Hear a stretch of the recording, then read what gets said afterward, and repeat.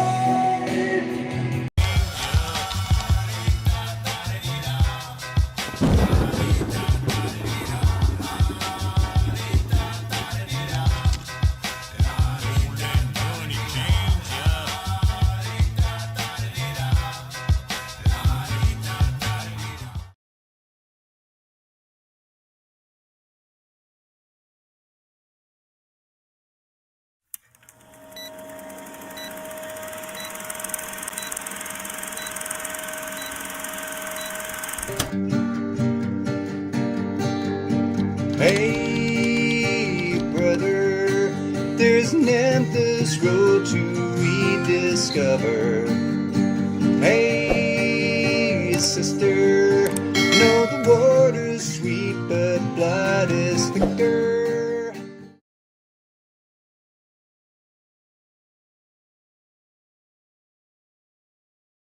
So I take my mic off mute. G'day peeps. I can't see who's here.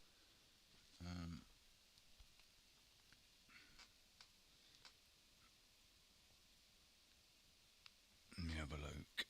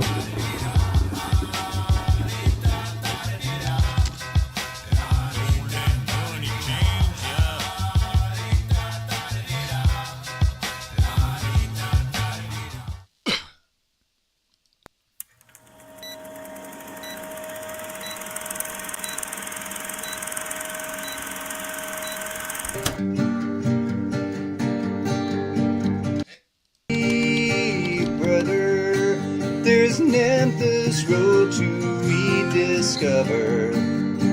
Hey, sister, know the water's sweet, but blood is thicker.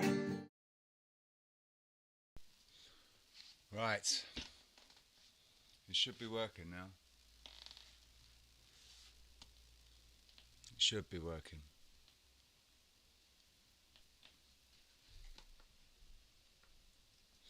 Everything says excellent here.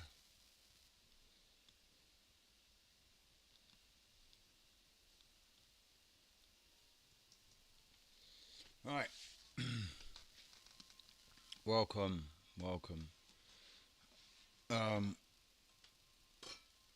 Right. I was in an okay mood until all of that. Just,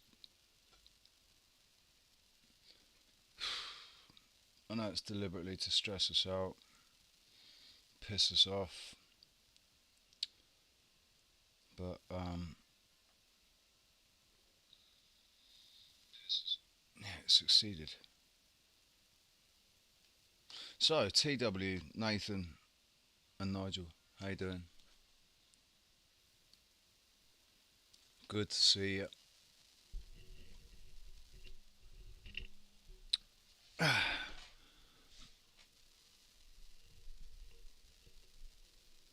Right.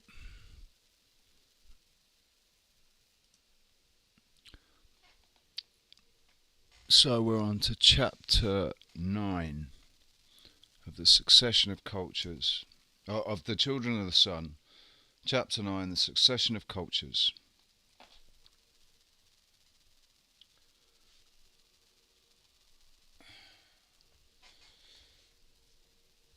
Given that the first food producing communities of the outlying parts of the region, that is, from India eastwards, were those of the archaic civilization, which is to be said of the existing communities, whose culture often differs markedly from theirs. The question is of fundamental importance for the general theory of development of culture, and must be faced squarely before further progress can be made. I shall try to show in this chapter that the cultures of the later food-producing communities were derived, directly or indirectly, from the archaic civilization, and that no evidence whatever exists for believing in an independent development of culture in any of the countries from India to America.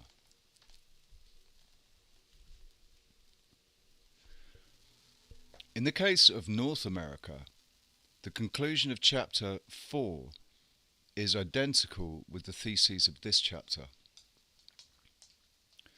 The evidence all favours the view that the cultures of the less developed peoples have been derived from those higher in the cultural scale. The fundamental craft of agriculture, founded on maize growing, forms the foundation of this position, which absolutely nothing can shake. I shall assume, until reason is forthcoming to adopt another attitude, that the civilization of the Maya country, Mexico and the United States is a unit, and that complete continuity exists, each community having derived its culture from some other, the original source and fount being the Maya civilization of Guatemala and its neighborhood.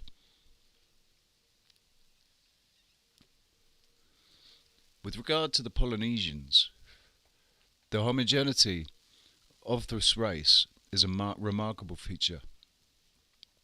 Scattered as it is over an extent of the Earth's surface that an actual area equals, if it does not exceed, that occupied by any other race of like homogeneity. From Nuku'alofa to Luanina Islands in the far northwest to Easter Island, Rapa Nui in the distant southeast, from Hawaii in the extreme northwest to New Zealand, Aotearoa. Aotearoa. In the southwest, we find one people speaking dialects of one language, having practically the same customs and beliefs, and bearing so great an affinity in physique, colour, and general appearance that it is difficult to distinguish the inhabitants of one part from those of any other.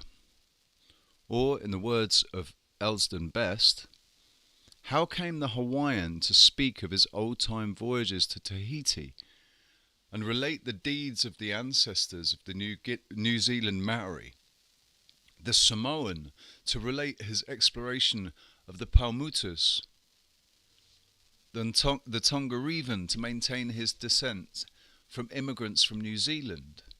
Why do Moriori and Hawaiian claim the same gods? The Tahiti describe voyages made to Aotearoa of the Maori, and the Maori of these isles recount his ocean wanderings from Tahiti, Samoa, and Rarotonga.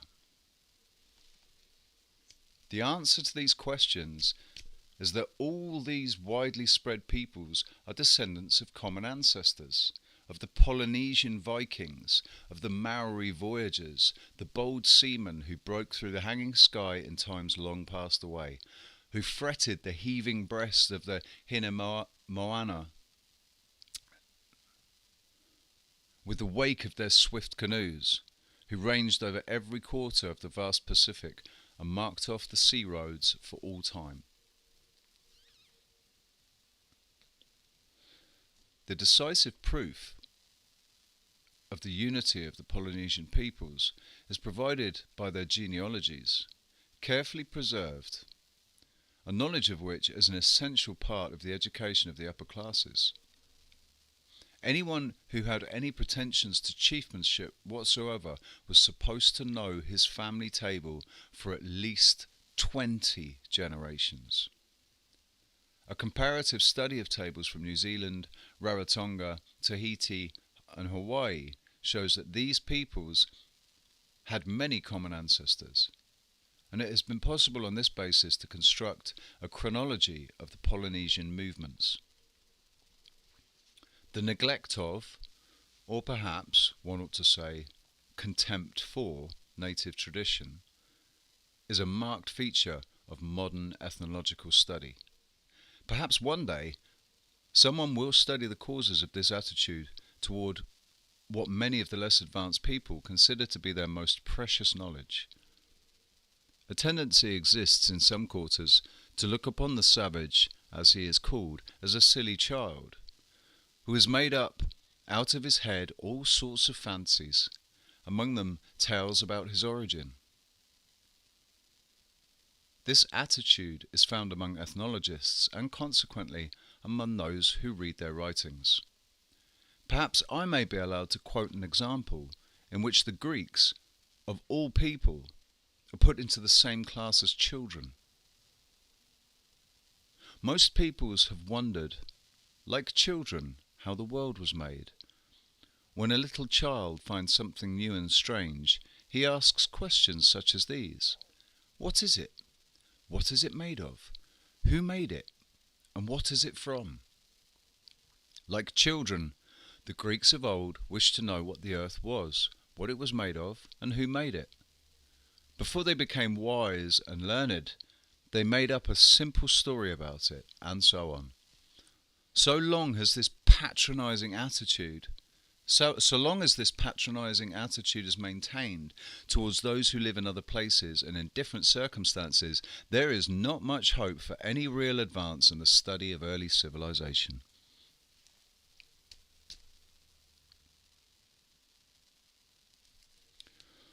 The members of the Polynesian Society have now spent many years in collecting and studying traditions and myths, and that this is what one of the foremost of these students says.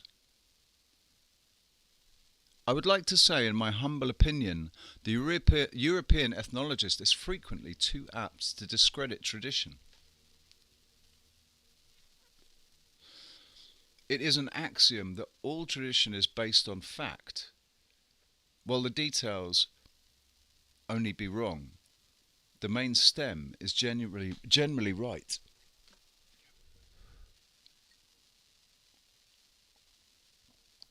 In this, local colouring is one of the chief things to guard against. And here, the European ethnologist is generally at fault, for want of local knowledge. At any rate, when he deals with Polynesian traditions, no one who has for many years been in the habit of collecting traditions from the natives themselves, in their own language, and has given by word of mouth or written by themselves, can doubt the general authenticity of the matters communicated. But it is necessary to go to the right source to obtain reliable information. And even then, the collector must understand what he is about, or he will fail.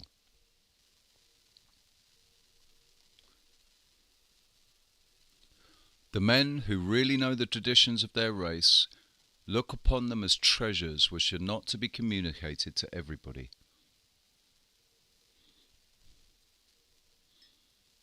They will not impart their knowledge except to those whom they know and respect, and then, very frequently, only under the condition that no use is to be made of them until the reciter has passed away.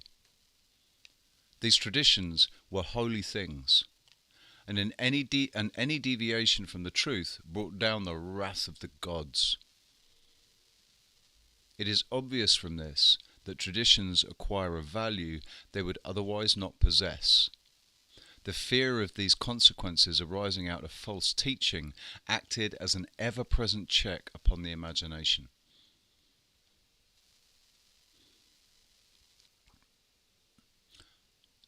Just quickly, I just want to say, that's why oral tradition of teaching history and stories, that's why it worked.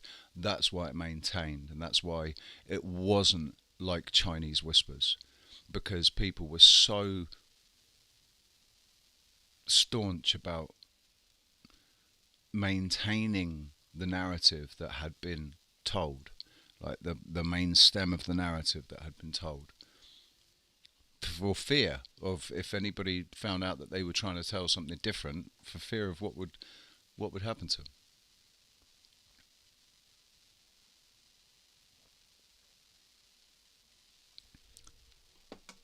Anyone who has seriously studied traditions in conjunction with other social facts will bear out these remarks.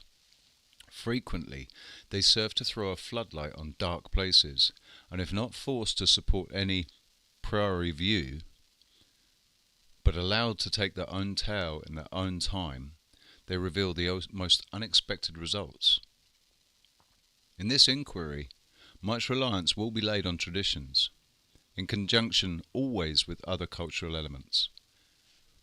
They will not be looked upon as products of imagination, or necessarily as attempts to explain ritual, but as something ranking as fact, to be studied as such. It is commonly agreed by authorities that the Polynesian race came from the West, probably from India. This conclusion can be supported on many grounds. In the first place, people of Polynesian type still live in India and Indonesia. Mr. Hornell's monograph on Indian boat designs contains a photograph of a man of the Parava caste of Tuticorin, the fishermen of southern India, which shows a pure Polynesian type. The Mentawai Islands, Halmahera, and other islands of the archipelago have inhabitants of Polynesian type.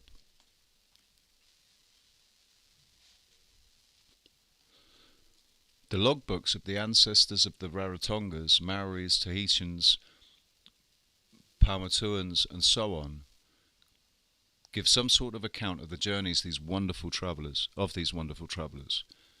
The earliest land mentioned is believed to have been India, which was left about the year 450 BC. A king, who is said to have built a temple 72 foot high, enclosed with a stone wall, and called Coratuantinum, or place of many enclosures. It was built as a meeting place for gods and men. And here the spirits of the ancients, after dead, after death, foregathered with the gods. It was a Nagya Tapukaka. Oh, I'm sorry, I can't pronounce these words. Nagai Tapukaka, a sacred, glorious place of great space within, and filled with many beautiful and wonderful things. Here originated the different kinds of takaruas, feasts and games by the Tuterangi Marama, the ruling king, to dignify the land. From Atia came the trumpets, the drums of two kinds, and the numerous overs or dances. Here also originated the Kariorai, or house of amusement, singing and dancing, besides many other things and customs. Here was first originated the Takarua Tapu and Tongate, and here also were the meeting places of the great chiefs of that period, Tute Rangi Marama, or Te Nga Tetu Ariki, or Atea, of Kawakura, to Pupu, of Ruata Atonga, and others, and of the great priests of old, when they assembled to elect the kings, to meet in council, to devise wise measures for men, slaves, and children. These were the orders of men that lived in the land, and these were the people who spread all over this great ocean. The movement from India was caused by great wars, and nothing is known until about the year 65 BC, when mention is first made of an actual migration.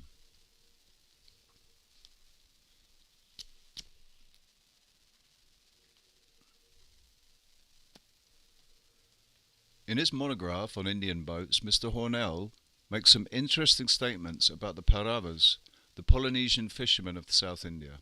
He thinks they migrated to India from Sumatra or thereabouts. The Sumatran Polynesians would naturally land first in Ceylon, whence they appear to have passed to the southern eastern coast of India, and eventually up the west coast.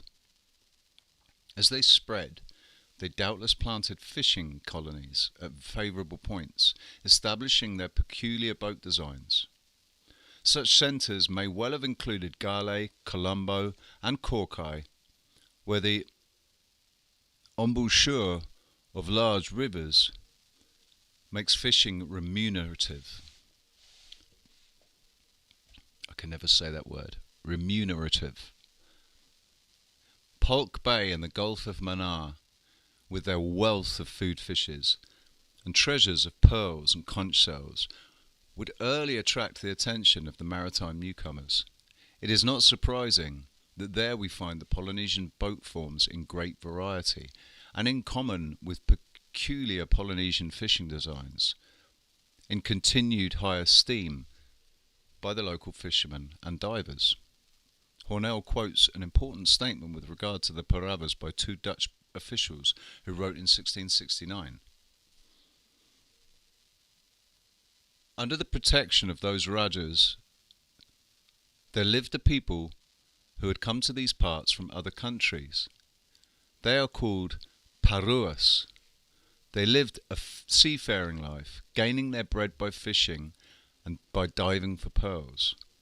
The pearl fishery was the principal resource and expedient from which the Paruas obtained a livelihood. These Paravas claimed connection with the great lunar race of Ayodhya or Aud before the war of Mahabharata. The Polynesians moved out from India and reached Oceania by way of Indonesia. Little is known of them during this period, but continual wars forced them ever onward. Nothing more is heard of them until they arrive in the Pacific. The information gained about the Polynesians now forms a harmonious whole. Their original settlements in the Pacific, as shown by the megalithic remains, are in the region of Pearl Shell and of pearls. Their traditions and other evidence point to India or some land in the west as their original home. In Indonesia and India, there still live people of Polynesian type in localities which contain remains of the archaic civilization and also pearls.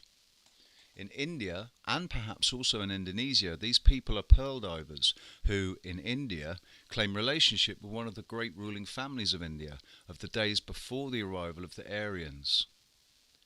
So it is possible that the Polynesians have spread from Ceylon to the farthest bounds of the Pacific, going from pearl bed to pearl bed, seeking ever the same objects, and leaving in all places traces of their presence.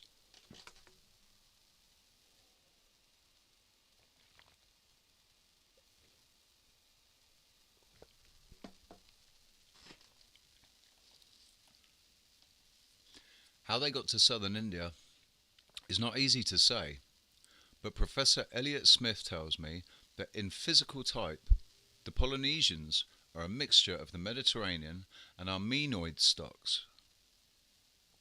Armenoid. And that the mixture probably took place in the Persian Gulf, one of the most important pearl fishing centres of the world.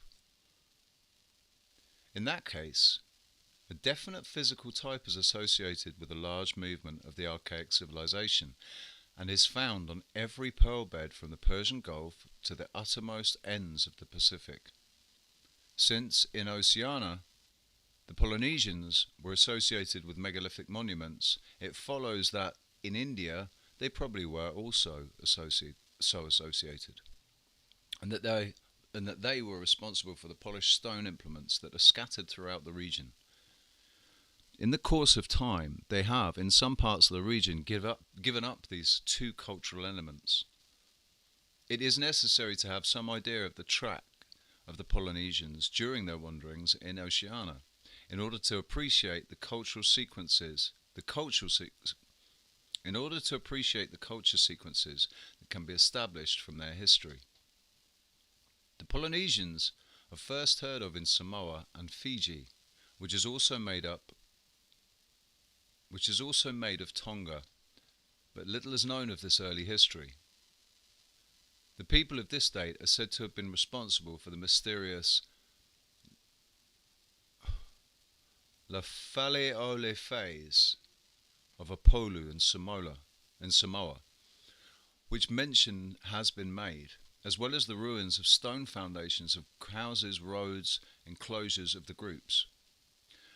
About the year 650 AD, great voyages of discovery began from this region out into the eastern Pacific.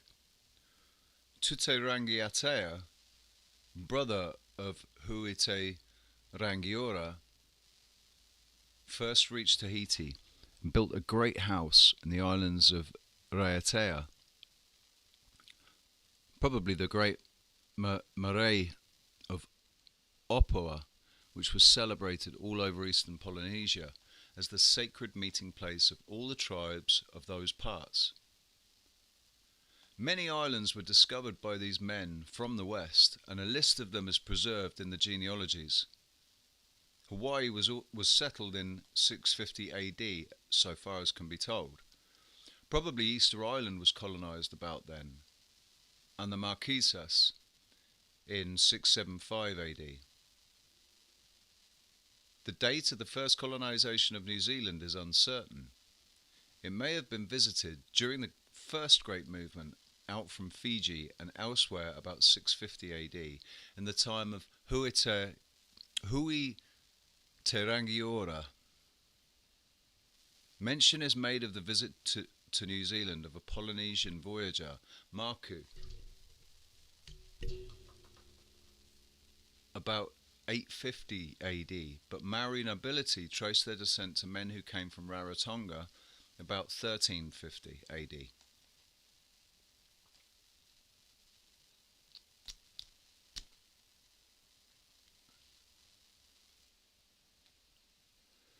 Polynesian history thus falls into three distinct periods. The first Polynesians settled in Fiji, Samoa and Tonga in the 5th century AD.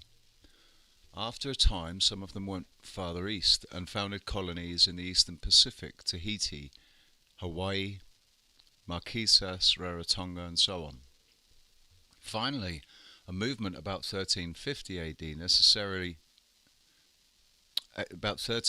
AD landed on the great body of the Maoris in New Zealand. It will be necessary later to examine this process in more detail, but these outlines will suffice to show the general trend of the migrations. By this means, it will be possible to establish time and culture sequences of great value. Evidence of continuity between the people of the archaic civilization of the Pacific and the present-day population is not hard to find. It is claimed by the peoples of some islands that their ancestors made megalithic monuments. This claim is put forward by the people of Easter Island with regard to the huge stone statues and other megalith remains that it contains. In Tahiti, the pyramids were doubtless made by the ancestors of the present inhabitants. For example, the Mahayatea, a stepped pyramid of stone, was built in the 17th century by the Teitiva clan, who are said to have moved the blocks of stone from the quarries by handing them from one to the other. It is done with buckets of water in the case of fire in the country. The same is said of the old Kaha Laheu Marea of Hawaii. As already said, people from Samoa colonized Raiatea of the Society Islands, whereas the great marae of Opoa, the home of the later rulers of Tahiti and their god Oro. Thence were taken foundation stones for new maraes in other places. Raiatea apparently connected with Hawaii, for in Hawaii it is said that Hawaii was the old name for Opoa. Thus a close connection seems to have existed between the early ruling classes of Tahiti and Hawaii and those of the archaic civilization.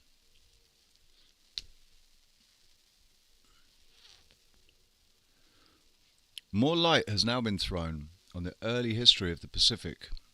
When Tahiti was colonized, intercourse was general, and chiefs came for thousands of miles to take part in celebrations and rejoicings. The maros were in full use. But when the archaic civilization broke up, a veil fell over this great island world, and until the coming of Europeans, only faint traces of its history can be discerned. Yet in other parts of the Pacific, there appears to be a relationship between the old Polynesians and stone monuments. The Penrhyn Islanders, for instance, are known to have made some of the remains on their island. Others are strange to them. The doctrine that the present-day Polynesians have lost much of their former culture is put forcibly by an eminent Polynesian scholar, Mr. Tregear, who says, "Who shall say that, being barbarians, they have always been barbarians? It would indeed be impossible to prove, and my own belief is opposed to such a notion. To what does this view of the subject lead us? To the position that if we rely too much upon modern conditions, customs, or modern ignorance among savages to explain the birth of myth among primitive men, we may be led entirely astray, since our modern savages may not be primitive at all, if by primitive we understand original, untouched, near the fountainhead of innocence. They may be, and probably are, the degenerate descendants and broken remnants of a mighty peoples, and their simplicity is not the result of innocence, but of ignorance and decay. Elsewhere in the Pacific, a direct connection can be established between the existing communities and the use of stone. This is so in the Carolinas. In Melanesia, megalithic monuments are still used, for instance, in San Cristobal and elsewhere in the Solomons and Ambrim and elsewhere in the New Hebrides. A comparison between the Polynesians and Melanesians reveals an extraordinary difference. The Melanesians have no traditions of migration into their region. They claim to have been created on the spot. They also now use megalithic monuments of types not now made in Polynesia. Given the uniformity of the archaic civilization throughout the plain, it follows that the historical experiences of the Polynesians and the Melanesians must have been profoundly different. The one group has constantly lost its culture while moving about from place to place, while the other, which has not migrated, has retained much more connection with the past. I do not mean to claim that there has been no loss of culture in Melanesia. Far from it. The stone remains of Santa Barbara and elsewhere, of Santa Maria and elsewhere, are sufficient evidence on that point. But nevertheless, San Cristobal, the New Hebrides, and New Caledonia seem to stand nearer in culture to the archaic civilization than any other part of Polynesia at the present day. That being so, a more cultural relationship would be expected between Melanesians, Australians, and the ancestors of the Polynesians than between Melanesians and Polynesians.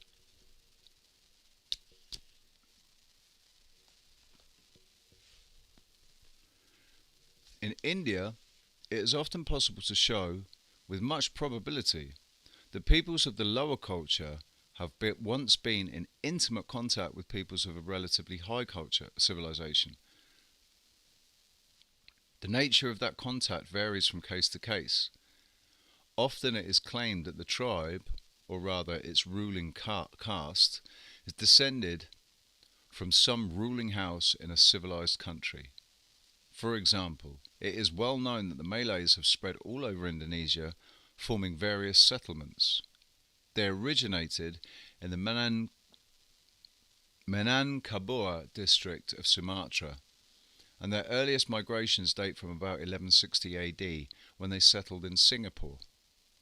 They spread after becoming Mohammedans, and they have settlements in South Sumatra, Minangkabau, Palembang, and Lampongs, in all the insular groups between Sumatra and Borneo, in the Malay Peninsula as far north as the Isthmus of Kra, round the coast of Borneo, in Tidore, Ternate and Halmahera, in the Banda, Sula and Sulu groups, in Batavia and Singapore.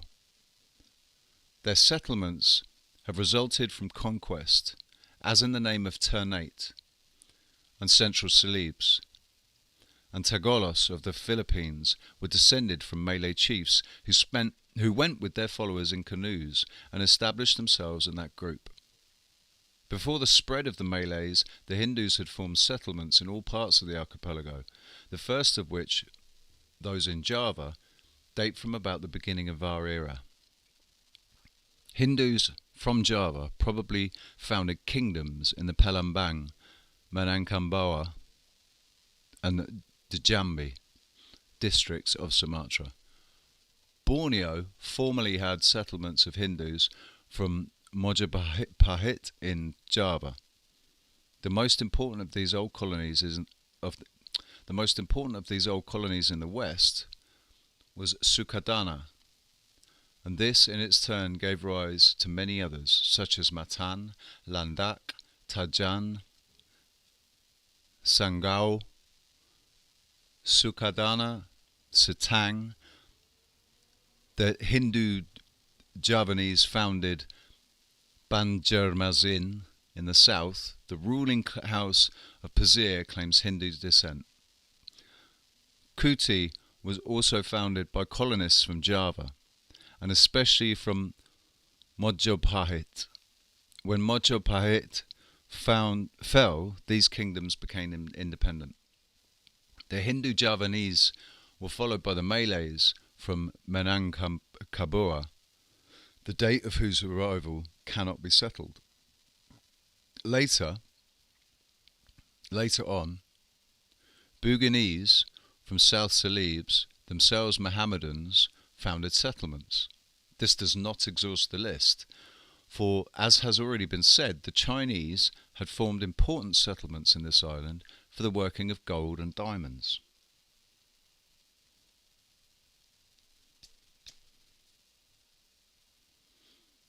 The peoples of the interior of Borneo, the Dayaks, as they are called, have, consequently for many centuries, been surrounded by communities of higher civilization, which cannot fail to have influenced them in their culture. In the districts, under the rule of these strangers, the natives were put under the sway of members of the ruling house.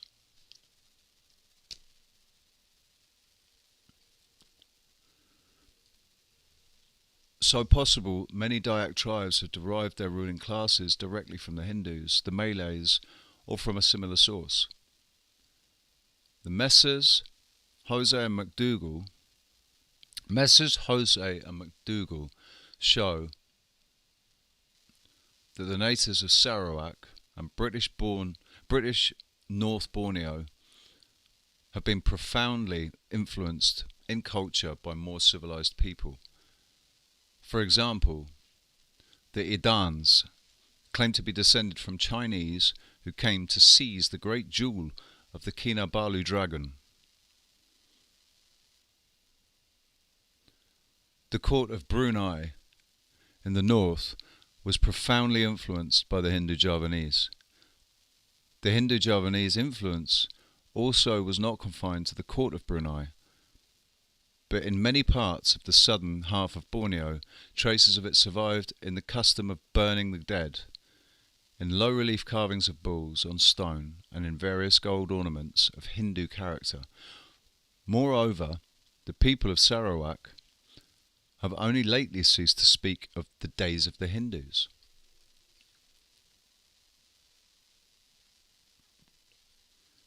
What is the bearing of this on the civilization of the peoples of Borneo?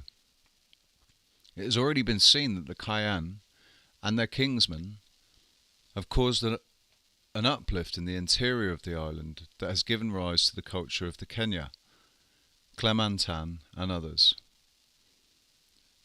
The approximate date of arrival of the Kayan is given by Jose and McDougall, who state that, according to a tradition of the Kapuas Malays, this tribe arrived in the island about the beginning of the 14th century. The ancestors of the Kayan are said to have been a gang of criminals, with mutilations in the earlobes and elsewhere for incest, who were in the service of the king of Mojopahit in Java. They landed near Sikudana and spread into the country between the Kapuas and the Banjarmasin. The Kayan thus arrived in central Borneo after kingdoms had been established on the coast for many centuries. They are also said to have been in contact with higher civilizations. Therefore, the cultures of Borneo natives can but be regarded as degenerative remnants of more advanced civilizations. In central Celebes, the Tobada originated in 3 villages containing stone remains. Although the past history of South Celebes and the neighbouring islands is still obscure, yet it seems certain that the states of this region possess ruling families belonging to the Buji or Makassar group. Such interrelationships are evident in the case of Sadan Taraja, the state of Luwu, in the Mandar states of the west coast of the southern peninsula, and various other Bugi states. Bugai. The Bugai and Makassar peoples are supposed to have a common origin, and this certainly seems true of their ruling families. The Bugai ruling group claim to have started from Wato in Wajo, and thence to have spread all over South Celebes and the neighbouring islands. The Buganese have founded colonies in Borneo, in the Rio Linga group, in Ende of Flores and the islands of East Flores, which constitute the Principality of Bima. A proliferation of states extending over a wide area thus owes its origin to a common focus, and these states betray no sign of independent origin. As the general argument proceeds, it will be seen that this continuity shows itself in many ways. Although Hinduism and Islam have played their part in Celebes, yet the old political and social organisation has survived in sufficient detail to reveal the relationship between these communities and those of the archaic civilization.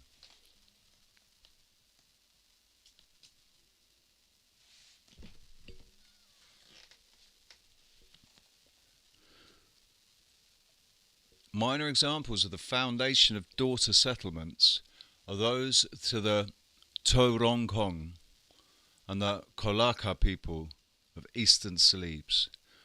To the Torongkong have emigrated from the Saran region, where are ample traces of the archaic civilization, while the Kolaka folk owe their culture to beings who've shown strong signs of relationship with the ruling family of Luwu and other Bugai states. In Sumba, again, it is known that certain states have derived their ruling families from others, which in their turn probably came from Bima, and therefore ultimately from Celebes. Each additional fact that is brought to light thus serves to establish continuity between one state and some other that preceded it, and usually with a higher civilization. Evidence already adduced shows that the ancestors of the peoples of the islands running east from Timor came from the neighbourhood of Timor, a place where people of Polynesian type are to be found. This is the more significant when it is remembered that, as already pointed out, the peoples of these islands attach great importance to polished stone implements brought with them by their ancestors from the west. Megalithic remains are plentiful in the island to the west of Timor, and, as may be seen from sketch map number 6, stone implements have been found in these islands. So, it is possible that the whole of the culture of the region, which steadily degenerates eastward from Timor, is derived from the archaic civilization. The culture of the Moluccas also shows strong signs of the influence of the archaic civilization, a fact which has been emphasized in the Megalithic culture of Indonesia, where it is also claimed that the culture of those Philippine tribes of whom anything is known shows signs of a similar mode of origin. The Bata of Sumatra, who've shown signs of Hindu influence, are derived into exogenous groups called the Margas, one of which, called the Marga Simbering, has subdivisions that, according to the Dutch philologist Kern, are of Dravidian origin. In physical type, some of the Bata are thought to resemble the Dravidians of India, and it is said that the Indians have had much influence upon their religion. Throughout Sumatra, the dominant influences have been Hindu and Mohammedan, so that it is possible to detect any signs of the independent development of culture in any one place. Not only must account be taken of these two known influences, but the Phoenician script, the stone images, and the stone implements of the southwest must be constantly borne in mind when speaking of the culture of the native peoples of the island of Sumatra. To sum up, it is not possible in any part of Indonesia to point to a group of communities, or even a single community, as an instance of the independent development of culture. The population of India can be divided roughly into 4, or perhaps rather 5 groups. In the first place, some food-gathering tribes still remain, such as the Vedas of Ceylon and certain jungle tribes of southern India. Secondly, there are peoples speaking Austronesian languages, who have already been discussed in part. Their distribution is seen in sketch map number 13.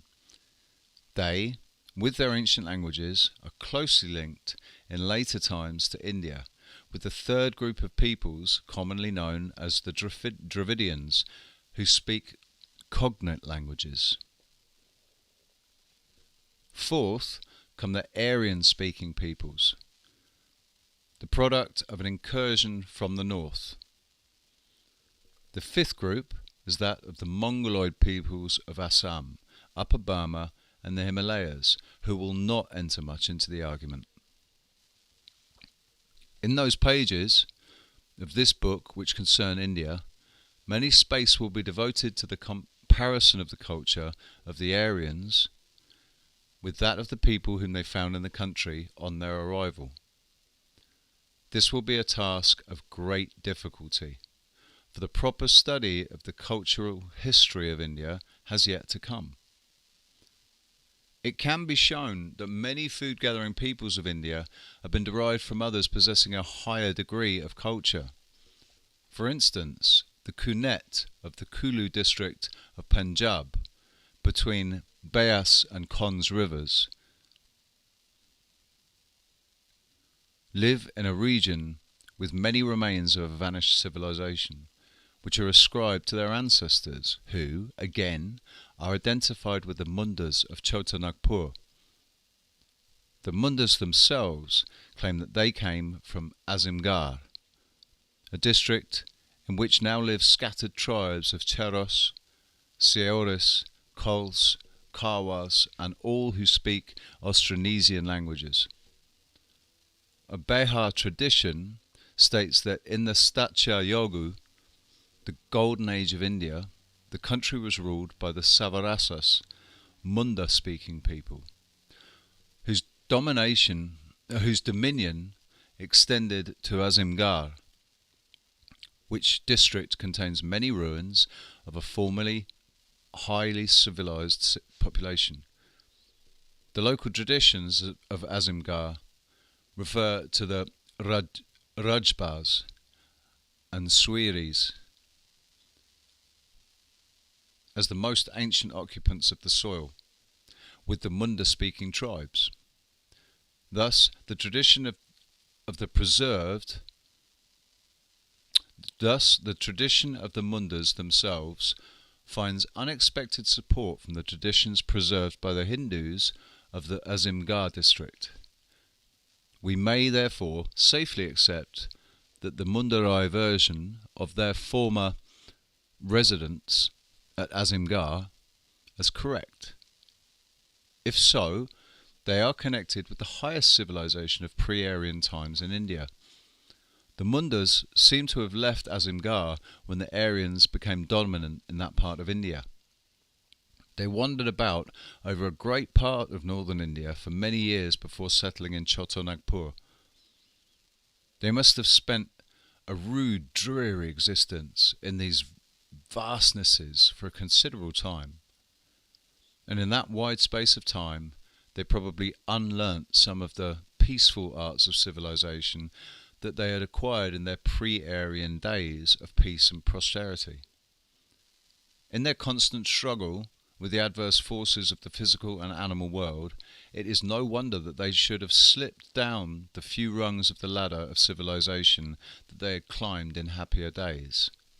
Proof of their former existence in certain places is afforded by their remains.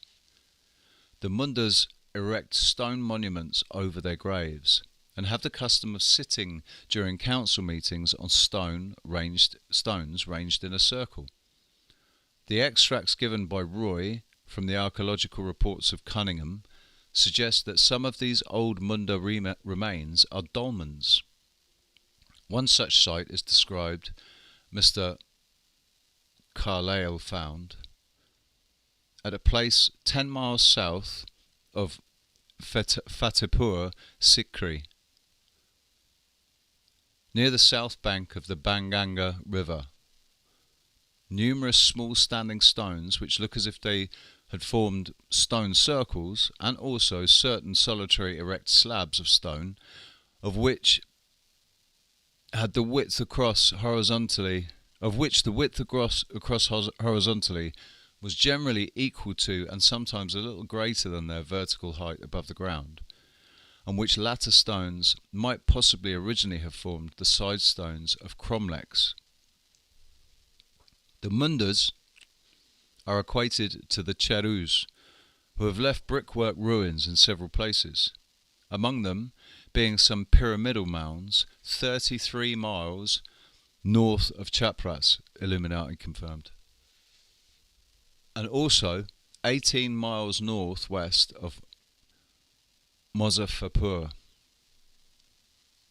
Numerous remains at Bihar, one of the places said to have been visited by them on their wanderings. Mounds, brickwork, stone images are ascribed to Munda-speaking peoples. Thus, a megalithic building people who speak a language of the great Austronesian family have a culture rooted far back in the past and formally in advance of what they now possess. Driven from their early home by a race of conquerors, the Mundas arrived. The Mundas. How did I just lose my place? The Mundas wandered about and lost most of their original civilization, maintaining nevertheless their continuity with the past and preserving the custom of erecting stone graves. The Oraon of Chotanagpur are similar to the Mundas in occupations and manners, but differ in language, in which they are allied to the Karanis of South India, and this harmonizes with their claim that the Rawan, the demon king of Ceylon, was opposed to the advance of the Aryans in India, such as the Kurushas and the cannibal Rakshahas. A mythical Oraon king, Rarak, is said to have ruled over the region between the Sun and Karamansa rivers. The work of Gustav Oppert on the original inhabitants of India abounds with examples of the relationship between the present-day Dravidian people and the great ruling houses of the past. He says, in pursuing the ramifications of the Bharatan or Gaudo-Dravidian population throughout the peninsula, I hope I have been able to point out the connection existing between several tribes, apparently widely different from each other. I have tried thus to identify the so-called pariahs of southern India with the old Dravidian mountaineers, and to establish their relationship to the Bars, the Brahuai, Mahas and Mahas, Paharias, Paravari, Paradas, and other tribes. All these tribes forming, as it were, the first layer of the ancient Dravidian deposit. In a similar manner, I have identified the Kandalas with the first section of the Gaudian race, which was reduced to abject slavery by the Aryan invaders, and shown their connection with the ancient Kandalas and the present Gonds. In addition to this, I trust I have proved that such apparently different tribes as the Malas, Palas, Palavas, Balas, Bilas, and others are one and all offshoots of the Dravidian branch, and that the Kolis, Kos, Kons, Kodakas, Koravas, Kurumbas, and others belonging to the Gordian division, both branches forming in reality only portions of one and the same people, whom I prefer to call, as I have said, the Bharatas. The thesis of Oppert is thus that of this chapter, namely, that a great number of peoples, seemingly independent, are really, culturally speaking, derivatives of one original stock, produced by a continuous process of development and not independently evolving their culture. He brings forward masses of facts to show that many of the Dravidian peoples are but the shattered remnants of once powerful kingdoms. But the evidence is so abundant that it is hard to know what to select.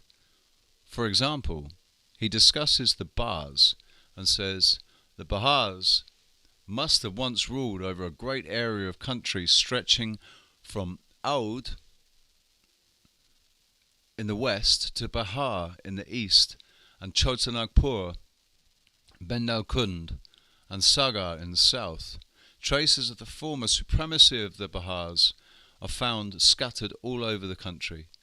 Most of the stone erections, fortifications, as well as the embankments and the subterranean caves in Gorakhpur, Azimgarh, Janpur, Benares, Mirzapur, and Allahabad are ascribed to them. Such forts generally go now by the name of Bardi. The grand ruins, known as those of Pampapura, in the neighbourhood of the modern Mirzapur, probably owed their origin to the Bahars. Mr. C. A. Elliott states that almost every town whose name does not end in Pur or Abad or Mao, or is not distinctly derivable from a proper name, is claimed by tradition in the east of Oud as a Bahar town. The district of Baharaich is their oldest abode, and the name of the town of Baharaich is said to have derived from them. Traces of the Bahars abound, according to Mr. de Thoit, late superintendent of the Maharaja of Benares, on all sides in the form of old tanks and village forts. One cannot go for 3 miles in the districts without coming upon some of the latter. Not very long ago, the Bahars were the lords of the soil in the districts of Benares and Oud, and according to the still prevailing tradition of Azimgarh, the Rajbahars occupied the country in the time of Rama. The structures led by the Bahars proved that they were equally proficient in the arts of peace and of war. The remains ascribed to them are especially numerous in the Benares district. Nowadays, they have fallen from their high estate. A considerable number of Bahars fill the post of village policemen, while others are ploughmen, but the vast majority of this race are now in a miserable condition. in spite of the abilities they possess when suitably employed, and in spite of the reputation of their ancestors, which has survived to this day, the descendants of the ancient rulers of the land have now lost nearly everything and are reduced to the most abject conditions. The lowest state of former great races of India has struck more than one writer. For example, an author, in the Journal of the Royal Asiatic Society, comments thus on the fallen conditions of the Bihars.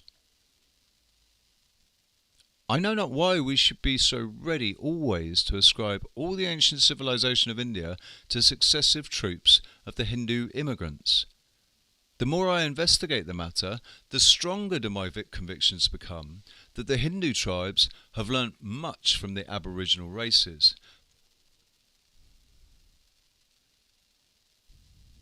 but that in the course of ages these races have been so completely subdued and have been so ground down by oppression and treated with such extreme rigour and scorn that in the present condition of abject debasement in which we find them, we have no adequate means for judging of their original genius and power. He goes on to say that it would be interesting to learn the history of the degradation of a race of people, of enterprise and skill, of originality and singular personal ability, which, it is evident, once characterized them in no ordinary degree. Their supplanters, civilized and refined, are not to be compared with the noble aborigines whom they have ruined, in regard to the great works of public utility which have been executed in the land. Even the pariahs, or the parayan, as they should be properly called, of whom the very name has come to stand for what is most abject in human nature, claim that they once had a glorious place in the country. However despised a position the pariah and the halaya occupy in the places where they live, they have preserved and still cherish the Maha and Baha do, the memory of former greatness, and regard themselves as the original owners of the soil. Political revolutions about which we know nothing have more probably been the cause of their subversion by other kindred Dravidian tribes. The pariahs are closely connected with the paravas, the pearl fishers of Polynesian type of the south, who also claim high rank in the past. The pariahs are unable to bring forward serious evidence of support and in support of their contention, but the existence among them of a complemented caste system, with a division into right and left-hand castes, points to some ancient social order that has long been superseded. The pariah possess certain privileges which they could not possibly have gained for themselves from orthodox Hinduism.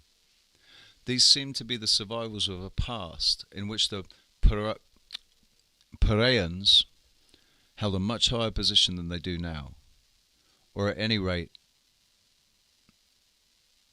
show that they are as ancient in the land as any other Dravidians, Mudalayas, Pillays, whom the Parayan called Tamils, a name which he does not apply to himself. The Parayans are supposed to be more intimate with local gods than the high caste people, and to have better knowledge of the village boundaries. The Kurumba people, who nowadays erect megalithic monuments, are also supposed to have had a great past. They were masters in the south, which is still full of traditions of them, and in the Carnatic formed a federal community of 24 castle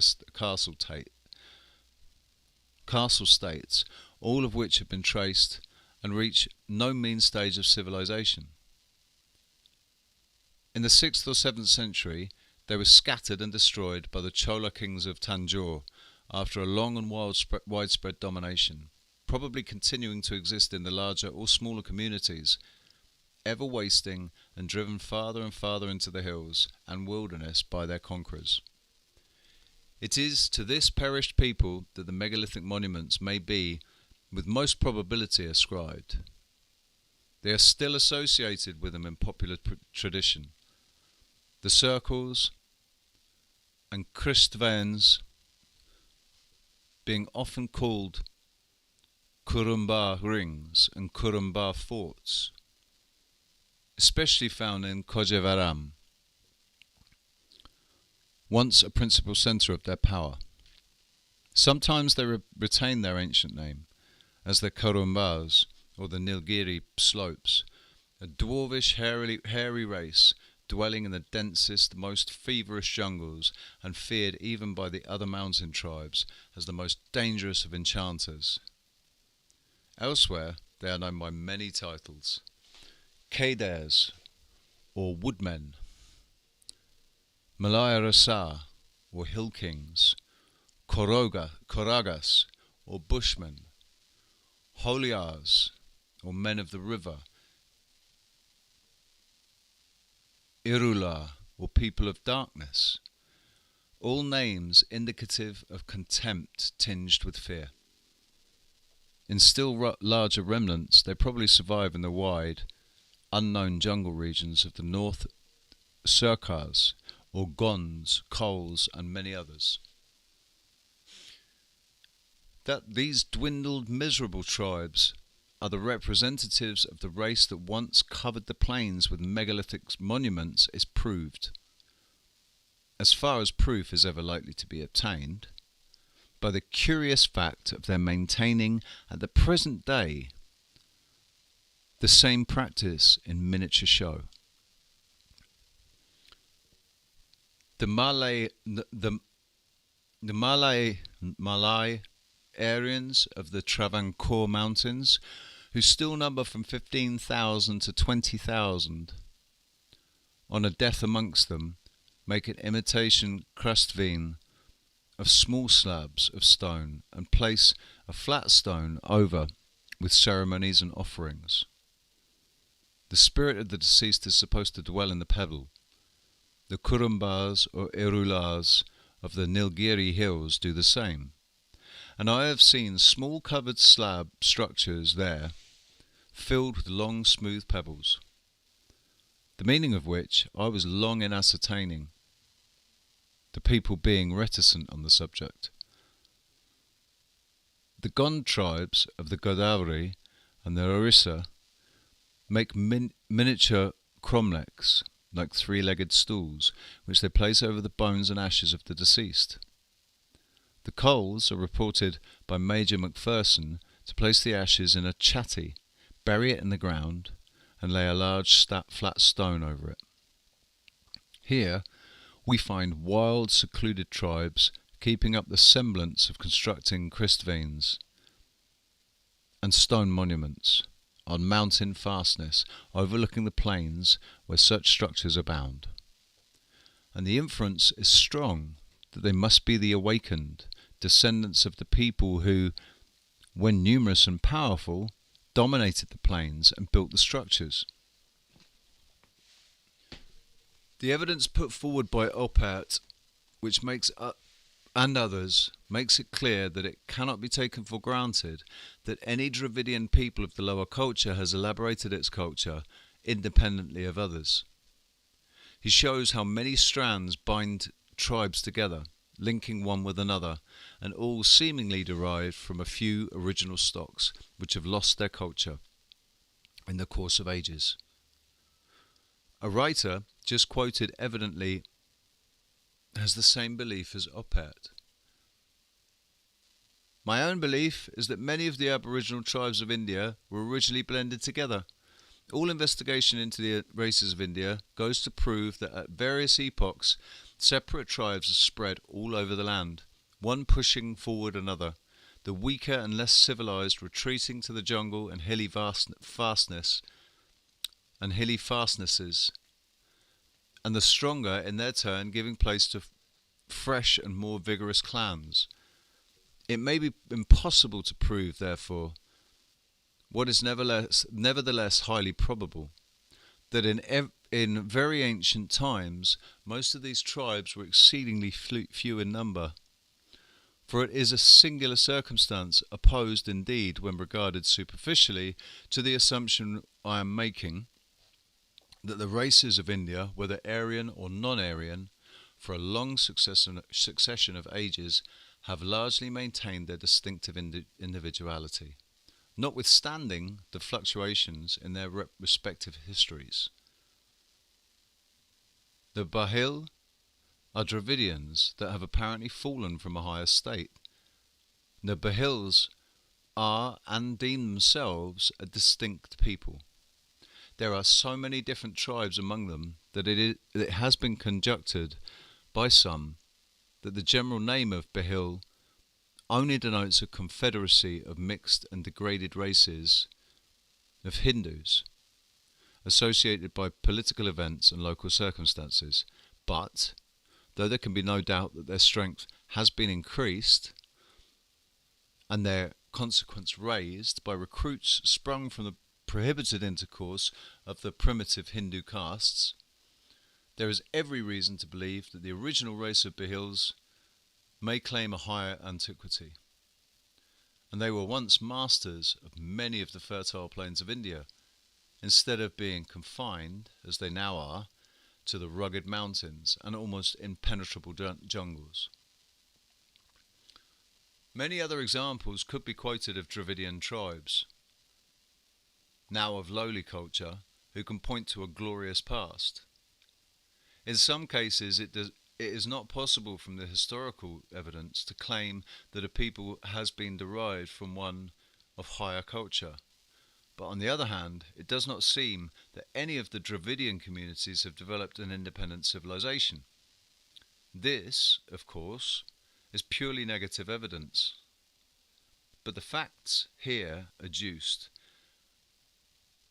which only consist a tithe of those available, as may be seen from a perusal of the work of Oppert, make it possible to claim with some confidence that, with regard to the Dravidian group, independent origin of culture is not proved, and that degeneration of culture has demonstrably played a large part in the production of communities of all degrees of culture. The positive evidence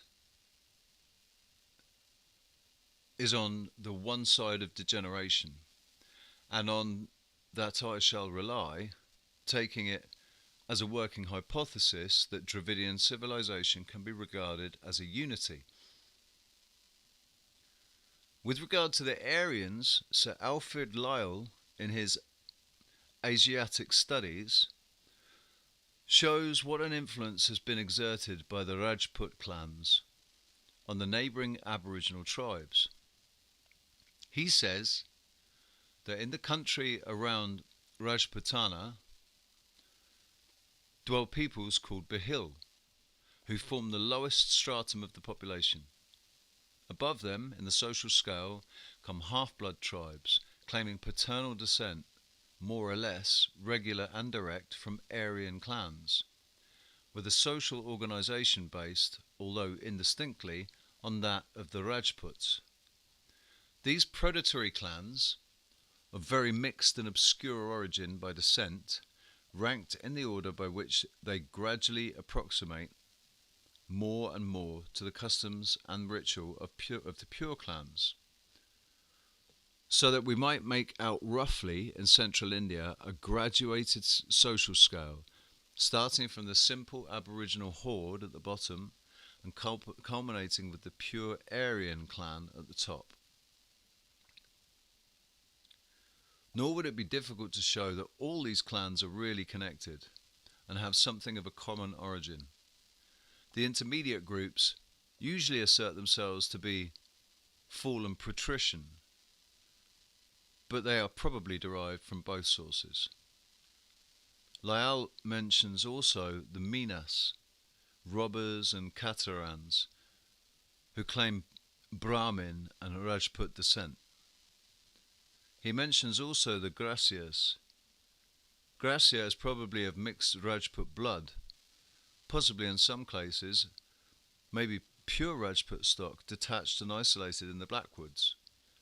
There is also a widely spread tribe of professional thieves, which is evidently by origin nothing more than an association for the purpose of habitual robbery. But even there, these people pretend to be a remote descent from the Rajput and shape their internal society upon the pattern of the clan. The process at work is one in which a wild man seems to grow out of a collection of recruits from the scattered communities who, either from necessity or a love of adventure, join together under some notable leader. And so far as the actual course of things can be watched, in early and wild times, a tribe or clan regularly throws off another tribe or clan after its own kind, as swarms come out of a wild bee's nest. It is found that all Rajput clans themselves claim descent from a common ancestor. As Sir Alfred Lyell says, the pure Rajput clans are those great kindred groups which have kept immaculate the rules and conditions of exogamic connubium throughout the genealogy of their tribal tree in all its branches. Every family showing its pedigree leading back to some branch, however insignificant, which sprang out of the original stem and root of the tribe. This is the real aristocracy of India,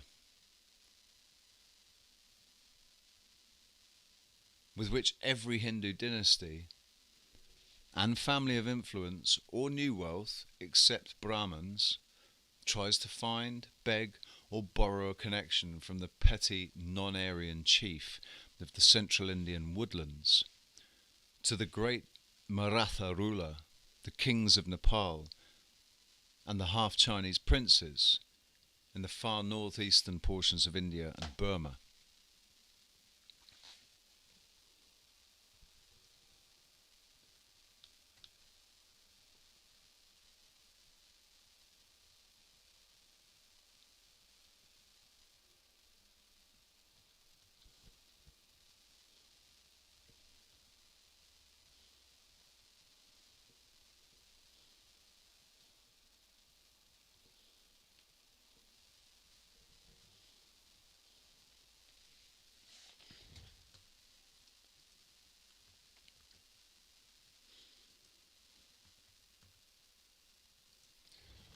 Right, I think I'm going to take a little break now because my eyes are going a bit funny.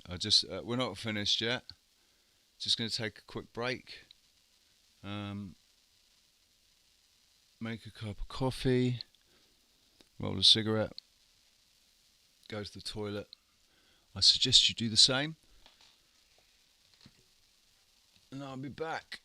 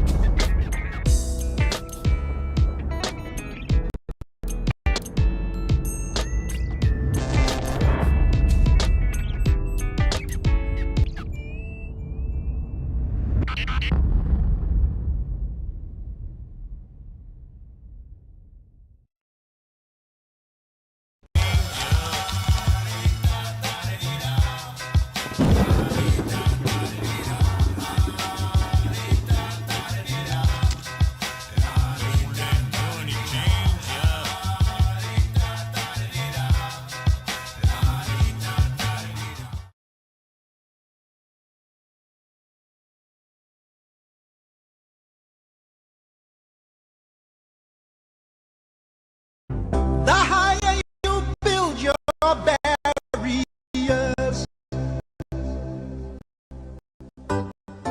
the taller I become, the farther you take my rights away, the faster I will run. You can deny me, you can decide to turn your face away. No matter, there's something inside so strong. I know that I can make it, though you're doing me wrong, so wrong. You thought that my pride was gone. Oh no, something so strong. Oh, something inside so strong.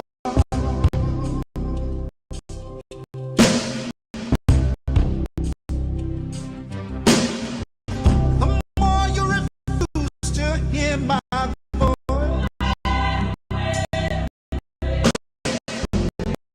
the louder I will sing.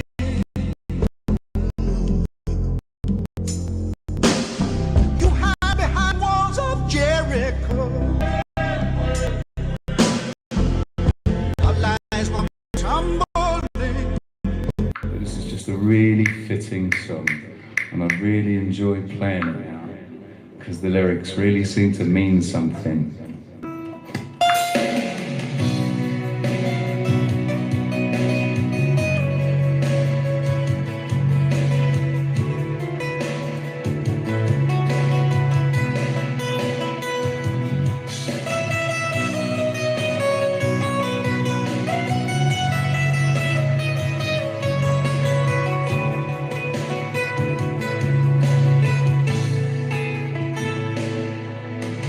Came in from a really thirsty only avenue. Thought I heard you talking softly. Turned on the lights, TV, and the radio. Still I can't escape the ghost of you. What is happening to it all? Crazy summer say, where is the life that I recognize? Gone away. I won't cry for yesterday. There's an ordinary world. Somehow I have to fight. As I try to make my way to the ordinary world, I will learn to survive.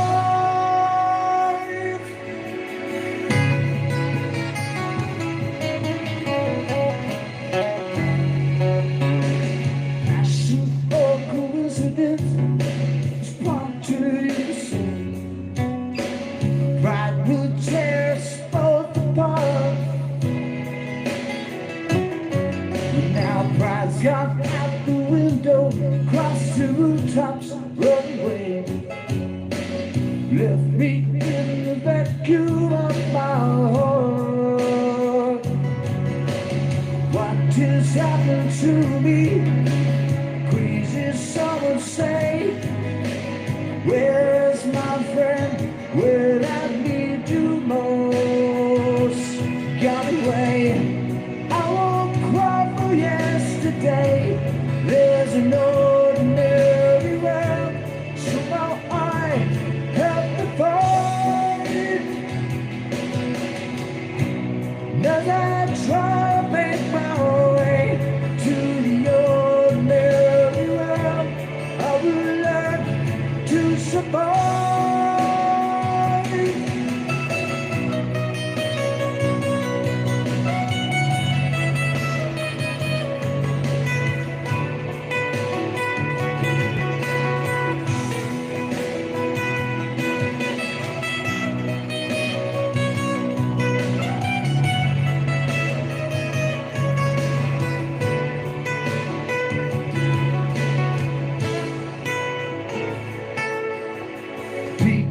on the roadside, tell of suffering grief. Feel today, forgot tomorrow. Here beside the news of war around me, ours is just a little soft talk.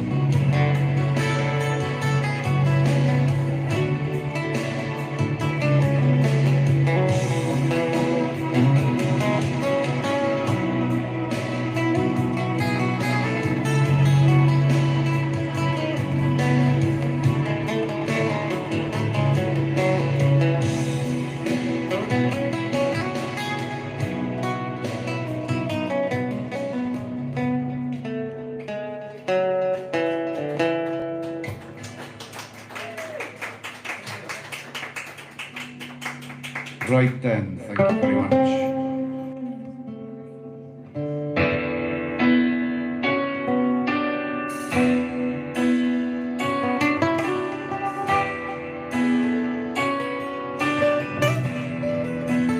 You do something to me, something deep inside. I'm wired, don't hide. You do something wonderful, chase it all away. Mixing with my emotions, doors me back again, hanging on the wire, yeah. Waiting for my train, dash you through the fires to catch a pain again.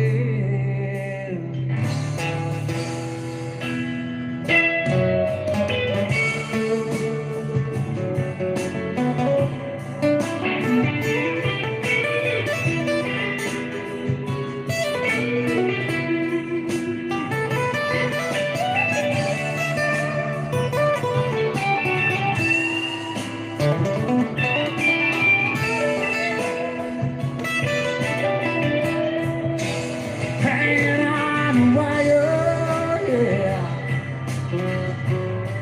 See, waiting for my train,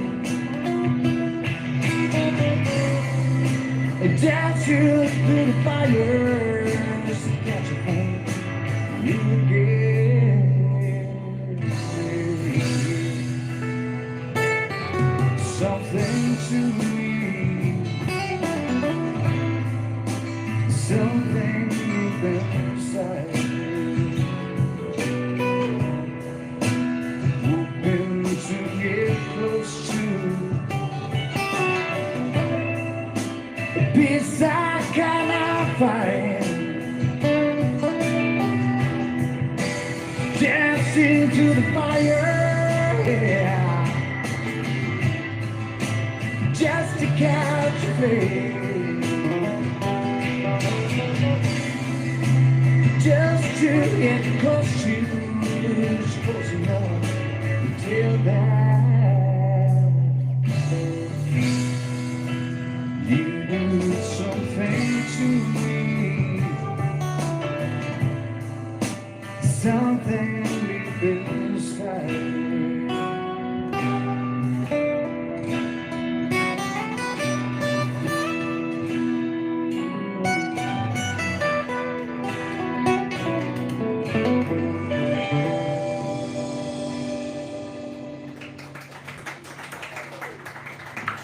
Just for good measure.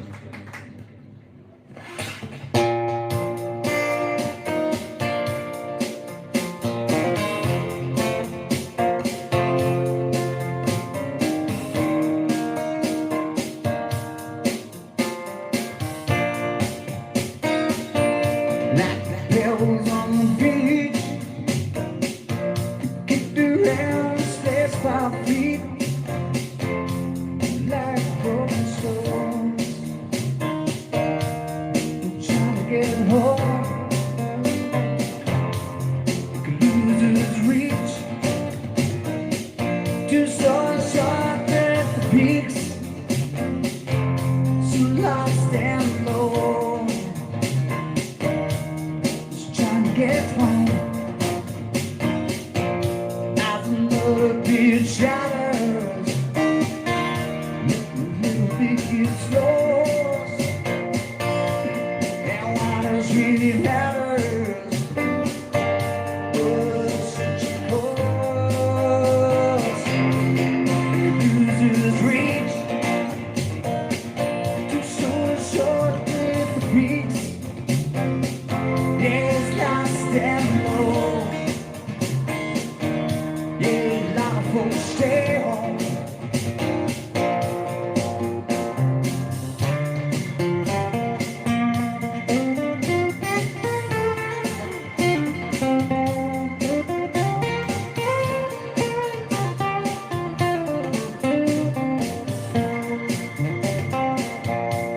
As another beat shatters, nothing big is lost, but that's what really matters.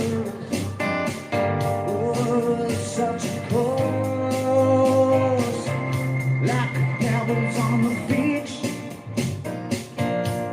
around the space 5 feet, stop still low. I'm getting home. Like a loser's reach, too short with the peaks. He's lost and low.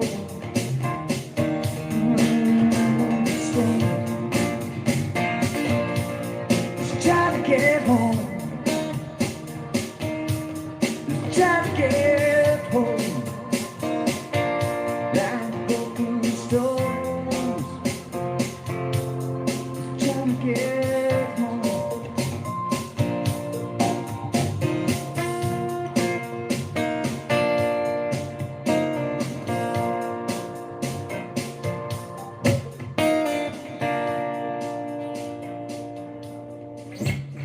Thank you very much.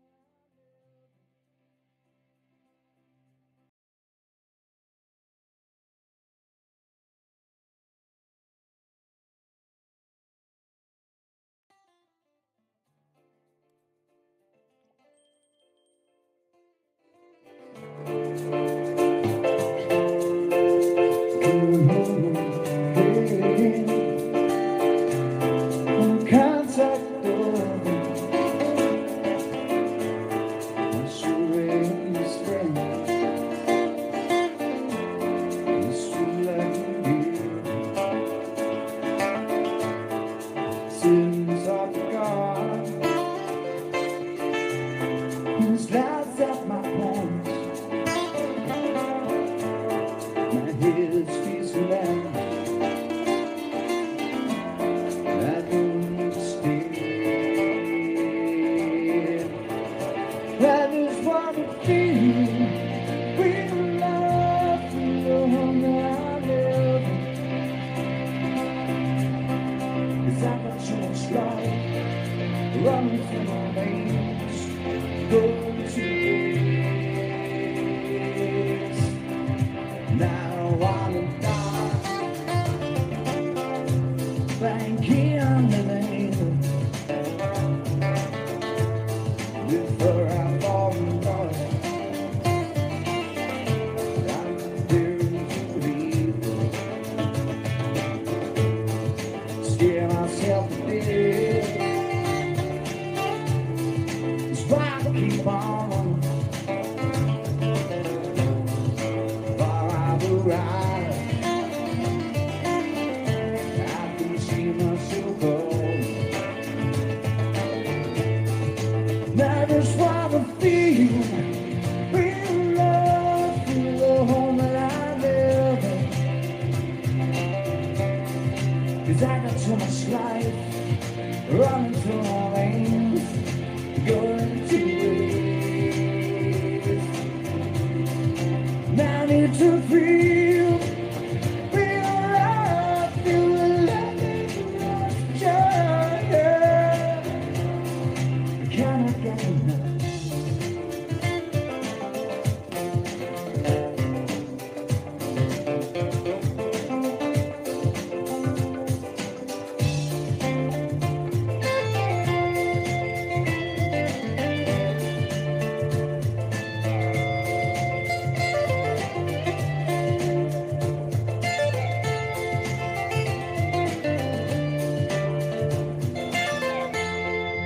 I just wanna feel real love through the home that I live in.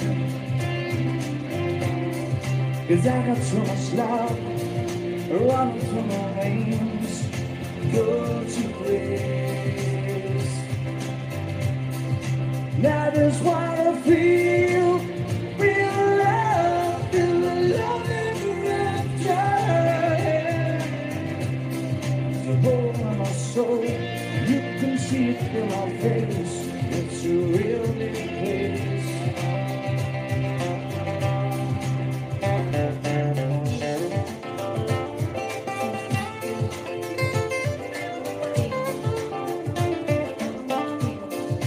Come on, hold my head. Why can't I go living? That's the way I understand. That's who I've been given. That's who I understand. That's who I understand. That's who I understand.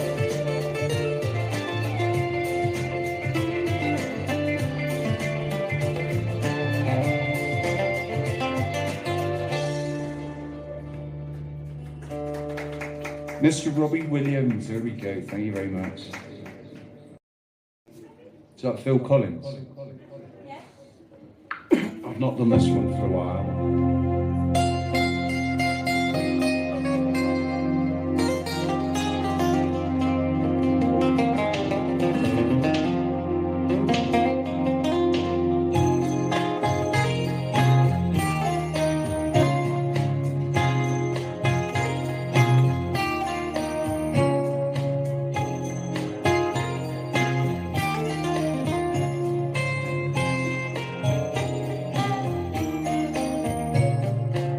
She goes out to the man on the street, so can help it.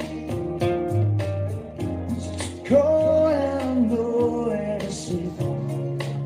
Is this somewhere you can tell me? He will talk, doesn't look back. He pretends he can't hear her. Starts to whistle as he crosses the street. He's embarrassed to be there.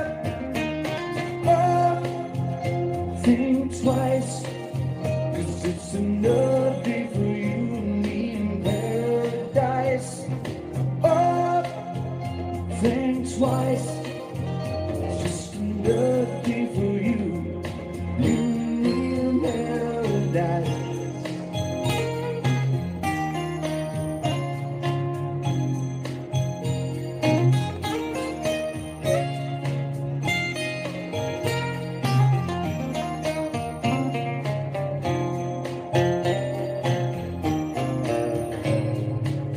She calls out to the man on the street.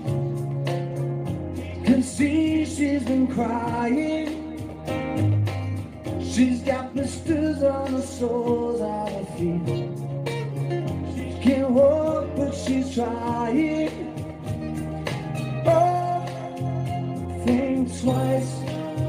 It's just another day for you and me in paradise. Oh, think twice, 'cause it's another day for you, you and me in paradise.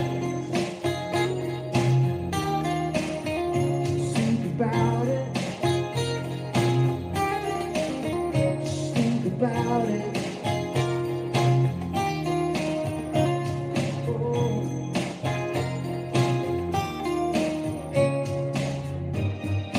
Oh no, there's nothing more anybody can do. Oh Lord, there must be something you can say.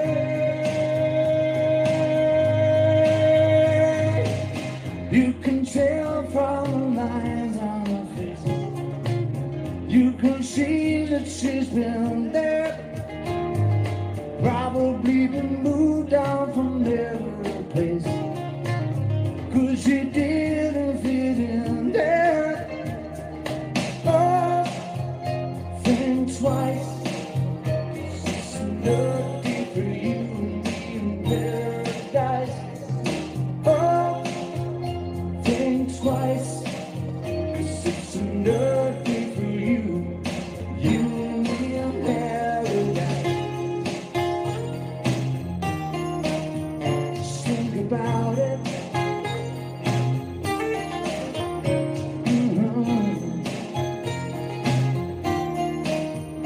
Think about it. It's just another day for you and me in paradise. Just another day for you and me in paradise. Paradise. Ooh. Just think about it. Paradise. Just think about it. Paradise. Yeah, yeah, yeah.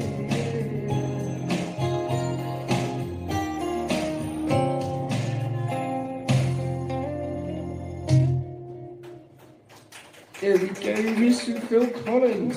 Lovely.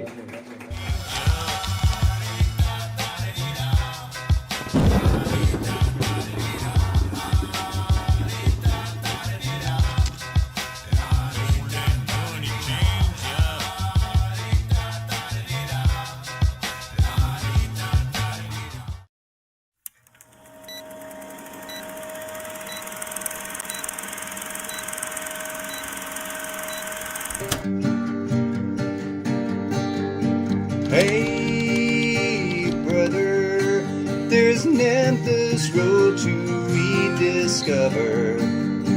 Hey, sister, know the water's sweet, but blood is thicker.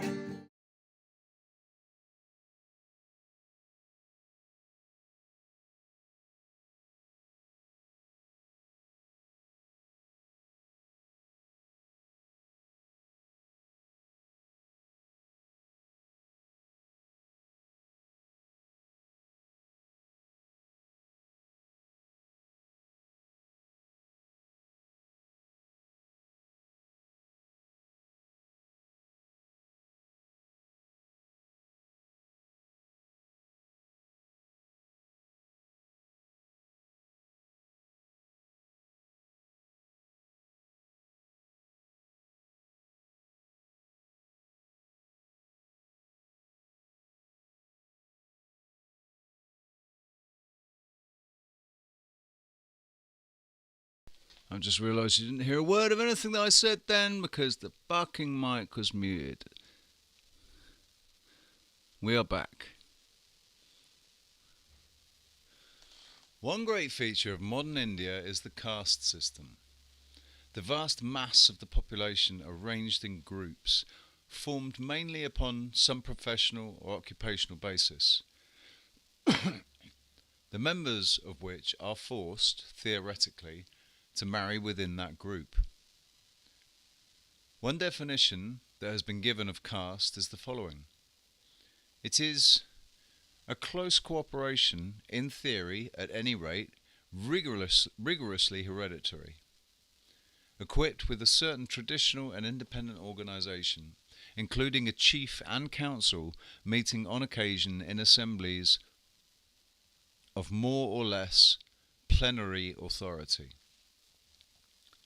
and joining in the celebration of certain festivals, bound together by a common occupation, serving certain common usages which relate more particularly to marriage, to food, and to questions of ceremonial pollution, and ruling its members by the exercise of jurisdiction, the extent of which varies, but which succeeds by the sanction of certain penalties, and above all the power of final or revocable exclusion from the group, in making the authority of the community effectively felt. It is claimed, in some quarters, that this system of caste grew up as the result of the coming of the Aryans into India.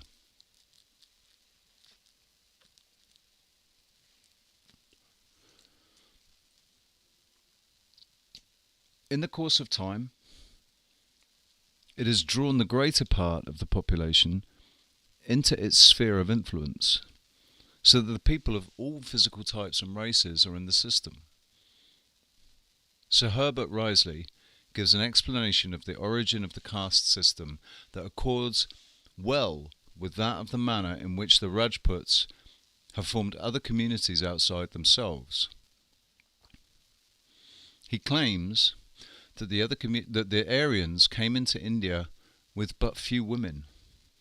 Some of the adventurous spirits among them set out with followers and managed to seize some of the Dravidian kingdoms and took the Dravidian women for their wives.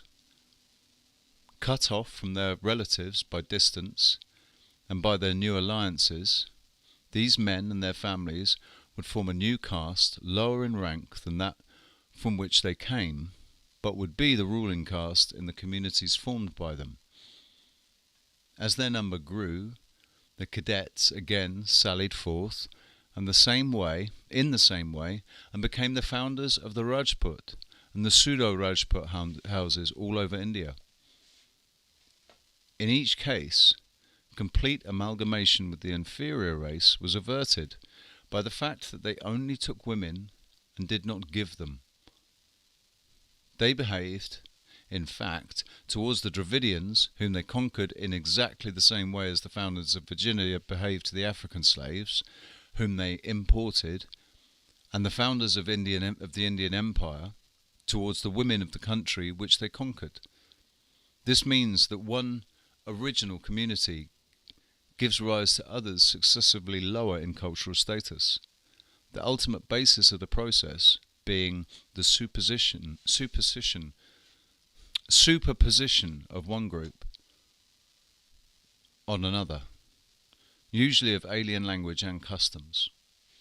In this way, it is claimed that the great complexity of Indian society has been produced. In the Puranas, several tribes are mentioned as being descended from Kshatriya migrants. The process was apparently well known to the writers of these books. Not only is this process mentioned in the sacred books, but it has gone on in historic times. In Assam, for example, successive waves of conquerors have disputed for sovereignty. As a result, the dynasties would ordinarily be overthrown. The downfallen survivors of the old aristocracy would become merged in some Hindu caste, such as the Kalika. Often, the country would, as a result, be split up into a number of petty states. From time to time, a local chief of unusual enterprise and ambition, or possibly some kshatriya adventurer, would reduce these petty states and make himself master of the whole country. In this way, the ruling families of these small states would be depressed to a lower rank, or would be forced to migrate and seek their fortunes elsewhere. That is, to found another small state with themselves as rulers. Thus many old ruling houses have vanished. The disappearance of former ruling races is one of the most curious phenomena in the Indian history. There is no vestige now of the old Bodo rulers of Sylhet, the Khers who ruled over the northwest of Assam before the Koches, have also for the most part been absorbed in other castes. In Upper India there is now no visible trace of the Greeks, Huns, the Bahars, and other once dominant races or tribes.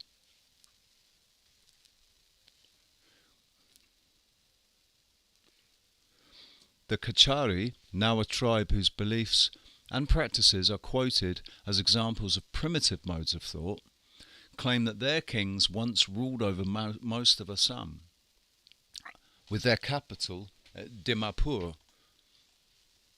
where are remains of a relatively high state of civilization. The Kachari are allied to the Mech, or Mech, and were formerly part of the Bodo kingdom, so that it seems not improbable that at one time the major part of Assam and northeast Bengal formed a great Bodo kingdom, and that some, at least, of the Mleccha kings mentioned in the old copperplate inscriptions belonged to the Kachari race, or to some closely allied tribe. The old Kachari kingdom of Dimapur plays a higher form of civilization, that is, using the term in the sense of the control of over stonework and so on, than the Ahoms, a people of Taishan, that is, Mongoloid stock, who displaced them. Their capital, Dimapur, was built of rock. Their capital, Dimapur, was built of brick, but most of it was made of sandstone for carved pillars, some as much as 12 foot long and 5 foot in circumference, which had been brought at least 10 miles from the quarries. Convulsions in the valley of Manipur and elsewhere in Assam have probably brought into being several tribes of the hills.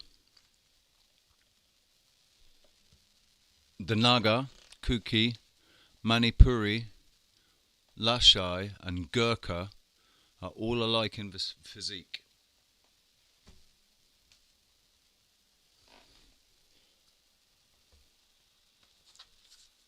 Excuse me 1 second. Sorry. I just need to take the skin off the top of my coffee. Look at that. I swear that's plastic. It's not normal milk skin, it's plastic. Anyway.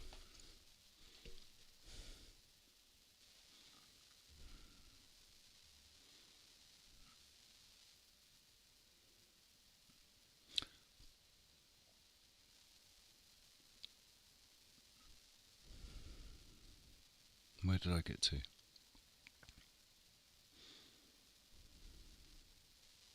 It is interesting to note that some of the clans of these groups, the Anal, Thado of the Kuki, and the Minipuris, claim to be descended from 3 men whose father was the son of Pakamba, the mythical ancestor of the royal family of Manipur.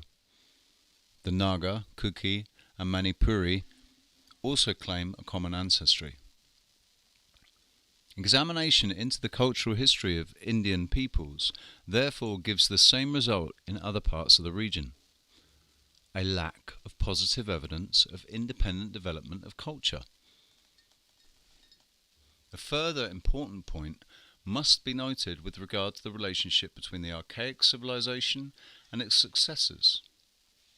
Not only are the early communities situated near sources of valuable materials, but existing tribes such as the Munda, Gond, Kurumba, and Kazi, and so on, as was seen in chapters 6, 7 and 8, has retained the practices of irrigation or the erection of megalithic monuments, have not wandered far from such areas. When movements have gone out from such centres, cultural elements have been dropped. Nevertheless, it is possible that such secondary migrations, as they may be termed, are directed by desires similar to those of the people of the archaic civilization. For example, the To Rongkong, a people of central Celebes who came from the Sadan region, where are many traces of the archaic civilization, have made their principal settlement in a place with much iron ore.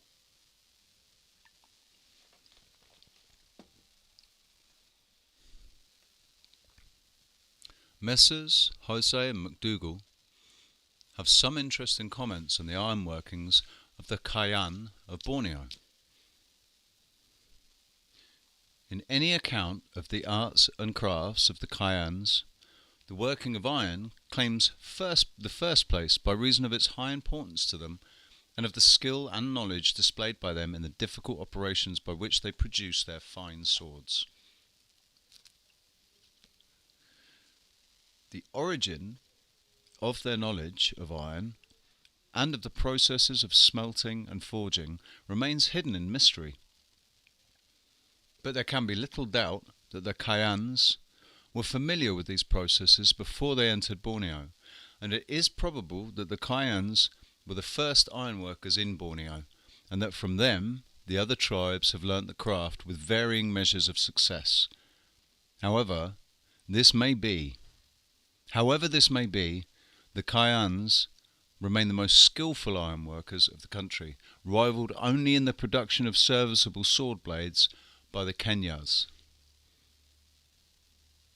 At the present day, the Kayans, like all other peoples, obtain their iron in the form of bars of iron and steel imported from Europe and distributed by the Chinese and Malay traders.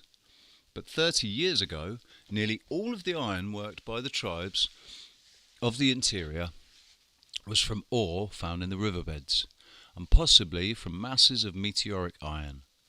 And even at the present day, the native ore is still smelted in the far interior, and swords made from it by the Kenyas are still valued above all others. This quotation shows that in iron working the principle of continuity holds. The other tribes of the interior have derived their ironworking from the Kayan and do not equal them in skill. No signs exist of the independent origin of the craft in the country.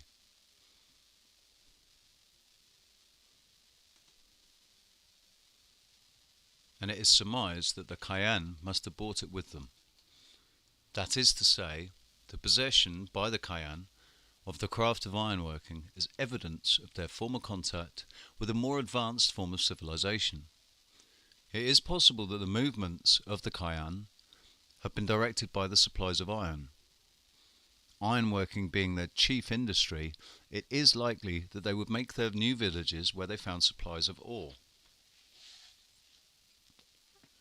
The Kayan are said to move on to find new patches of jungle to burn down for their rice cultivation. The choice in that respect is fairly open, and it is likely that the presence of iron ore would determine the exact spot. Along these lines, it may ultimately be possible to account for the great majority of the settlements of the later periods. Thus, inquiry into the derivation of the later communities of the region as a whole leads, in all cases where enough historical evidence is to hand, to the communities of the archaic civilization. The later communities are living on the cultural capital that they have derived from that original source. The modes of derivation of culture are various. Sometimes members of one community go out and form a fresh community, which is thus simply an offspring of the first. In other cases, in another case, members of a ruling family go out from home to seek a kingdom, and either impose themselves upon a group of people or wrest the kingdom from some other ruling family and take their place. In Polynesia, much of the dispersal has been of such types. The Polynesians have grown by the natural increase of population, fresh communities budding off from the old stock. In the later stages, when the islands had become populated, we hear of conquest and the superposition of one class on another. In Indonesia, and in India too, both processes have been at work. The consequences will vary to the mode of transmission of culture. Where budding off has taken place, continuity in culture is more likely than in the case of conquest with a foreign people. Examples of both these processes will be forthcoming in the course of the argument, and they will be discussed in their proper places.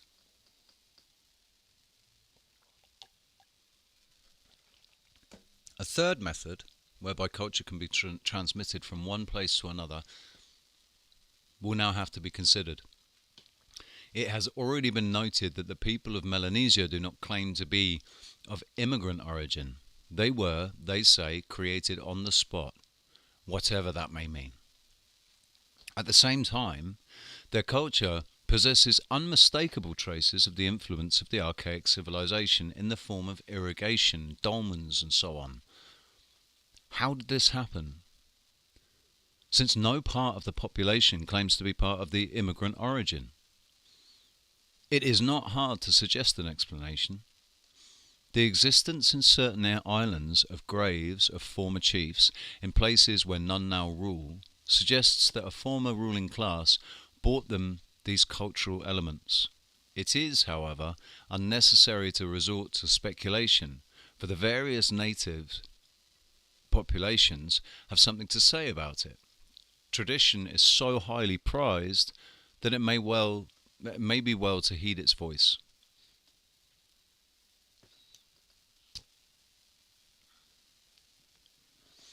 In the megalithic culture of Indonesia, it was shown that certain peoples possess traditions that the archaic civilization was introduced to them by strangers. The best examples are the Bontoc, Igorot, and Ifugao in the Philippines, and the Toraja in the Central Celebes. Both groups claim that, at some time in the past, a being from the sky came and civilized them. An examination of their traditions and culture suggested that these culture heroes were representatives of the archaic civilization, and that their arrival in these places was the result of the search for gold. In other parts of Indonesia, these strangers founded ruling houses, but in these two cases they did not. The reasons are definite. Among the Bontoc, the hero married one of the women and had children by her, but they were all killed, and the people lost their rulers. In the case of the Toraja, it is said that the descendants of the hero and the woman whom he married went to other parts and there became chiefs. Culture heroes may then be looked upon as peoples of higher civilization than settle among others in a low stage of civilization, influence them, and depart without forming a social class. In the case of the Bontoc and the Toraja, the native traditions seem reliable, for the strangers have left behind them material evidence of their presence. In other places, tales are told of wonderful men who came to a people and taught them their civilization. of the Kai tribe in German New Guinea, not far from the Huon Gulf, it is said the Nimu were demigods who inhabited the world before the present race. Stronger and more powerful than men, they made men what they are, and put a black skin on some and a white on others. They discovered edible fruits and first planted fields, built houses. At first, a whole bunch of bananas ripened at once. The Nimu altered this and made them ripen gradually. Also, they stopped houses moving about from place to place, as they formerly did. At first it was always day, the Nimu told them. The sun to go down and give them time for rest and sleep. The Nimu told the sun to go down and give them time for rest and sleep. In short, Nimu settled mode for life of man. Natives always answer, the Nimu did so, and so do we. The Nimu were turned into animals or into blocks of stone at death, and great floods destroyed them all. This region contains remains of old gold workings, so the claim of the natives that certain beings originated their civilization is apparently trustworthy. The traditions credit the strangers with the introduction of edible fruits and of a settled life, acts already ascribed to the people of the archaic civilization. The Roro-speaking tribes of British New Guinea believe in a culture hero, less definite in nature than the Nimu of the Kai, called Awa Rove Marai. In the course of the development of the argument, it will be seen that he is, in all probability, associated with the archaic civilization. The culture heroes of the Torres Straits between New Guinea and Australia introduced new methods of agriculture, new ceremonies, and appropriate dances. Sida, the great culture hero for vegetable food, came from New Guinea, where he returned after visiting western and eastern islands of Torres Straits. Everywhere he is regarded as a benefactor. He instructed the people in language, he stocked reefs with the valuable cone shell, and notably he introduced plants useful to man.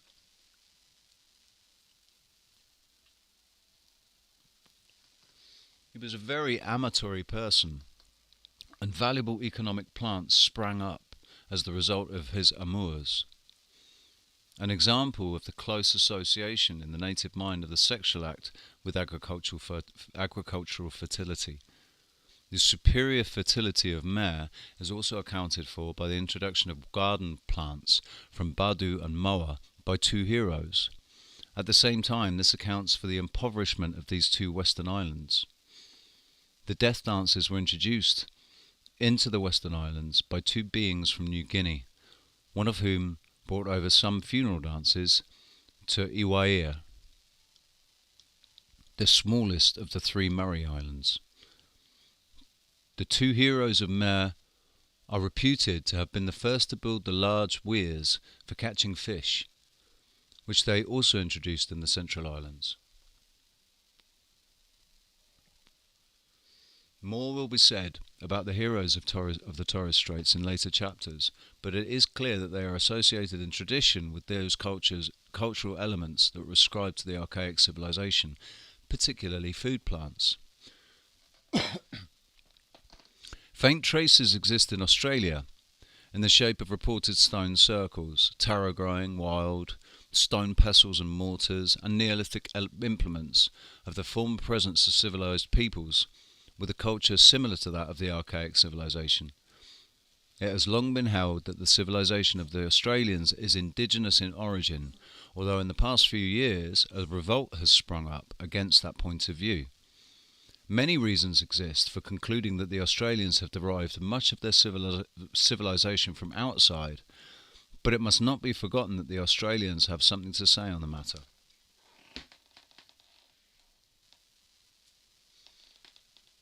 In southeast Australia, certain groups of tribes have traditions of beings more or less human in form, to whom they owe their civilization.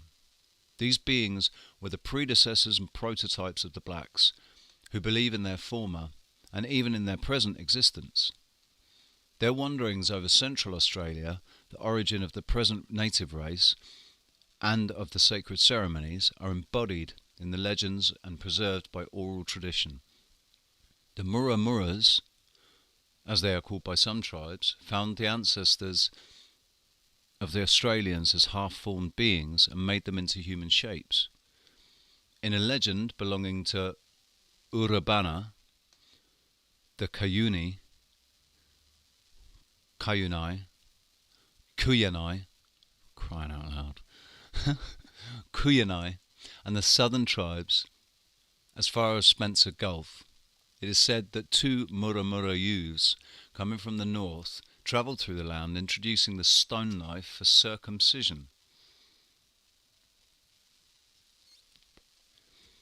After thus showing themselves in places of life-givers, they turned back northwards, and at Lake Eyre,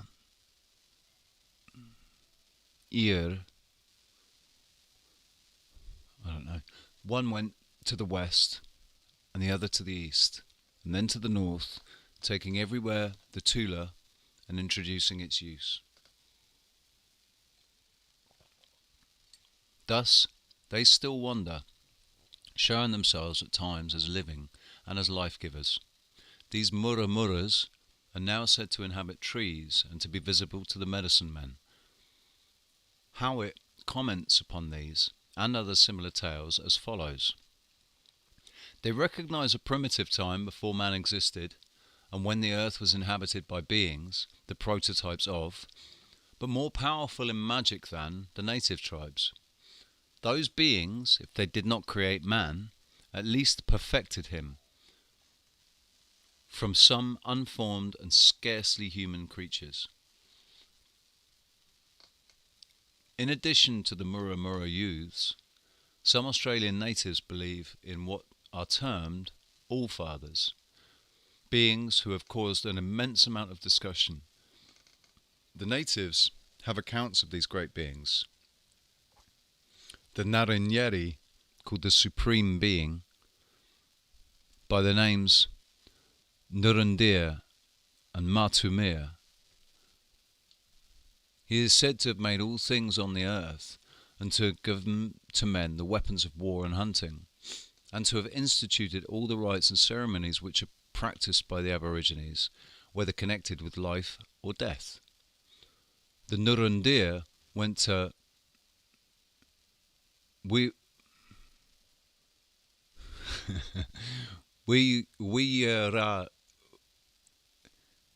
Yiraware, and the children with them, Wirayari being the sky. And again, the Wimbayo spoke of Nureli, with the greatest reverence. He was said to have made the whole country with the rivers, trees, and animals. He gave to the blacks their laws, and finally ascended to the sky, where they pointed him out as one of the constellations. He is said to have had 2 wives, to have carried 2 spears, and his place of ascension is pointed out at Lake Victoria. Bunjil of the Kulin was a being of the same sort. He taught them the arts of life, and finally went up to the skyland with all his sons.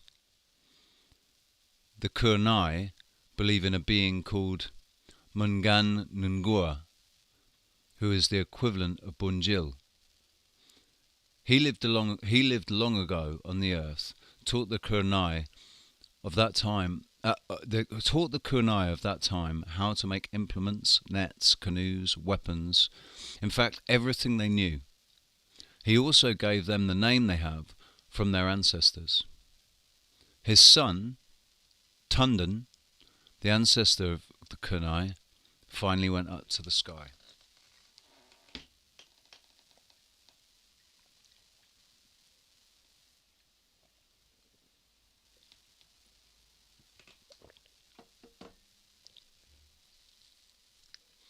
all these beings are practically identical. It seems quite clear that the Nurundir, Nureli, Bunjil and Mungangungua, Daramulam and Baim all represent the same being under different names. To this may reasonably added the coin of the lake, Makari tribes, Mamba, Biral and Kohin, of those on the Herbert River, thus extending the range of this belief certainly over the whole of Victoria and of New South Wales, up to the eastern boundaries of the tribes of the Darling River. If the Queensland coast tribes are included, then the western bounds might be indicated by a line drawn from the mouth of the Murray River to Caldwell, including the Great Dividing Range, with some of the full inland in New South Wales.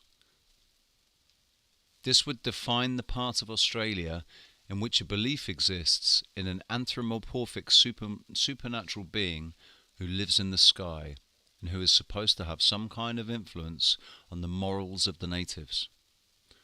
No such beliefs seem to obtain in the remainder of Australia, although there are indications of a belief in anthropomorphic beings inhabiting the skyland. That part of Australia which I have indicated as the habitat of tribes having that belief is also the area where there has been the advance from group marriage to individual marriage, from descent in the female line to that in the male line, where the primitive organisation under the class system has been more or less replaced by an organisation based on locality. In fact, where those advances have been made, to which I have more than once drawn attention in this work, it is necessary to adopt some attitude towards those beliefs. It is often assumed that the belief in them has developed in the minds of the natives themselves and that they do not represent any real tradition of an alien race. It seems to me that such a point of view can only be adopted by those who deliberately ignore the actual circumstances of Australian civilization. In British New Guinea, right through the Hebrides, in New Caledonia, are ample traces of the former presence of people far above the existing population in civilization, which probably came into the region as miners and pearl fishers. Australian beliefs in culture heroes are not common property. They are only told to men who have undergone a process of initiation. Their careful preservation must have some traditional value. These traditions relate that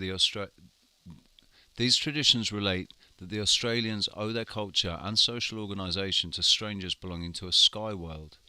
Their indebtedness even extended to household objects such as nets. Why disbelieve them? It is usual to say that the natives invented their material. It is useless to say that the natives invented their material culture, their stone implements, their pestles and mortars, and their complicated social organisation, and then decided to group themselves in certain ways so that people with one form of social organisation held one form of belief, while people in another held a different form of belief. There is no sign whatsoever of such an arrangement. The Australians do not claim to be culture carriers. In this way they differ from the Polynesians, who say that their ancestors came into Polynesia with various elements of culture. Tales told of such beings form part of the most precious knowledge that the community possesses, and for this reason they must be studied seriously. If, as is claimed, these beings are the traditional representatives of the archaic civilization, then the relationships between them and the archaic civilization If, as is claimed, these beings are the traditional representatives of the archaic civilization, then the study of fresh groups of facts about them should reveal new relationships between them and the archaic civilization. They cannot be put on one side as beings created by the native mind to explain customs already in existence. I shall consequently accept the tradition that culture was introduced, until it is disproved by irrefutable evidence. This marks the end of the first part of the book. The setting for the next phase of the discussion has been formed, and attention must now be paid to the constitution of the archaic civilization itself, and also to the means whereby it transformed itself when given rise to its successors. The story, as already told, is somewhat as follows. Into a large region tenanted by food gatherers has come a civilization characterized by certain cultural elements: irrigation, the use of stone for construction, pottery making, the use of polished stone implements. The introducers were men seeking for various things, who settled where they found them, and introduced their distinctive culture to varying degrees. In the course of time, the communities thus established gave rise to daughter settlements, which usually lacked some of the original elements of culture. These derived communities in time gave rise to yet others in yet a lower stage of civilization, and so on. The final result of this process, continued for centuries, is seen in a number of communities differing in culture, but all derived from those of the original archaic civilization. This point of view is obviously opposed to that of students who were apt to use the present culture of a community as a means of gauging its place in the scheme of development of civilization. They tend to ignore tradition, which is a trustworthy witness of the past. Any close student of ethnology knows that the theoretical side of the study has made but little progress.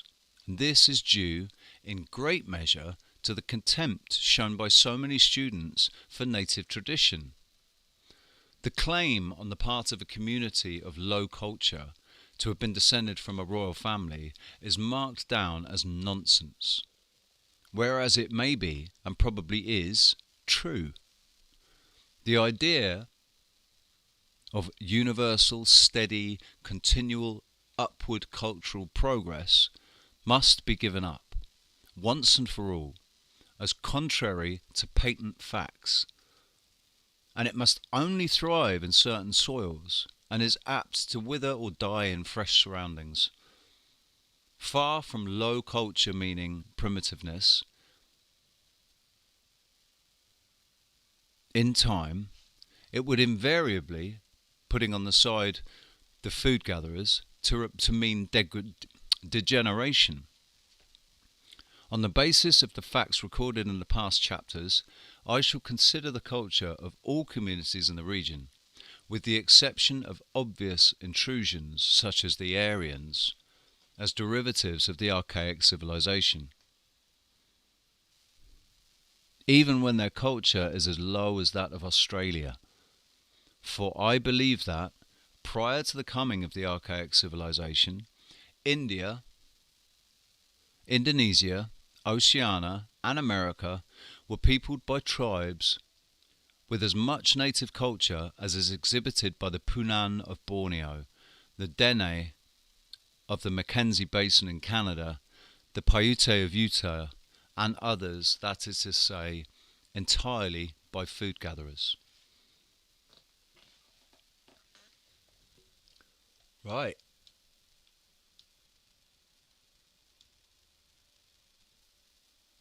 So the next video will be Chapter 10, Children of the Sun, Chapter 10.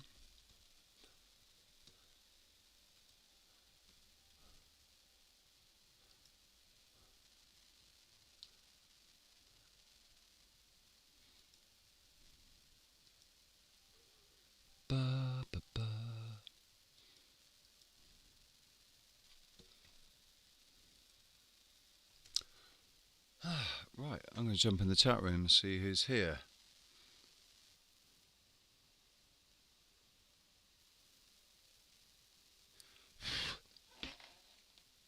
John Paul Jordan, how's it going?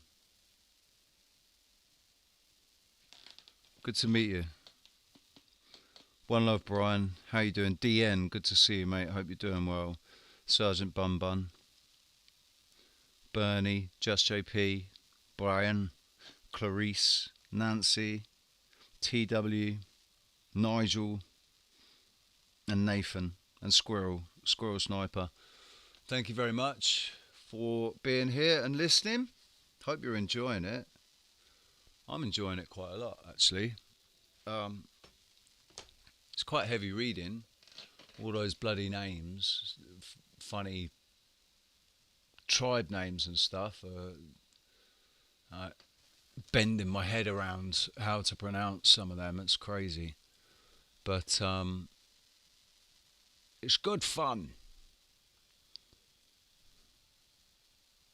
So my StreamYard recharges tomorrow. So I can't. Tomorrow I'll be able to get a guest on, and we'll have another chat / round table type thing, and I'll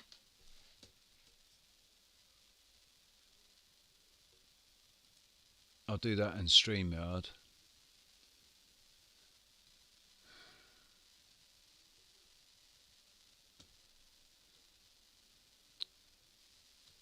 That's it.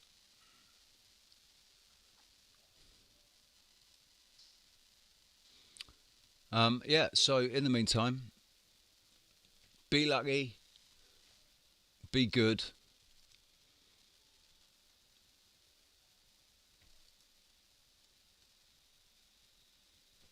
and I'll see you, I don't know, maybe later today, maybe tomorrow. I've been going for 2.5 hours, so I'm going to take a little break because I did like a nearly 10-hour stream yesterday, so I need to take a break. I can't. I've got a fucking sty on my eye come up. I've never had one of them before, and I've had it. Well, I've actually had it for a little while, but it's really sort of coming out now, and I can fucking see it. It's not nice, but anyway. Yeah. Be lucky.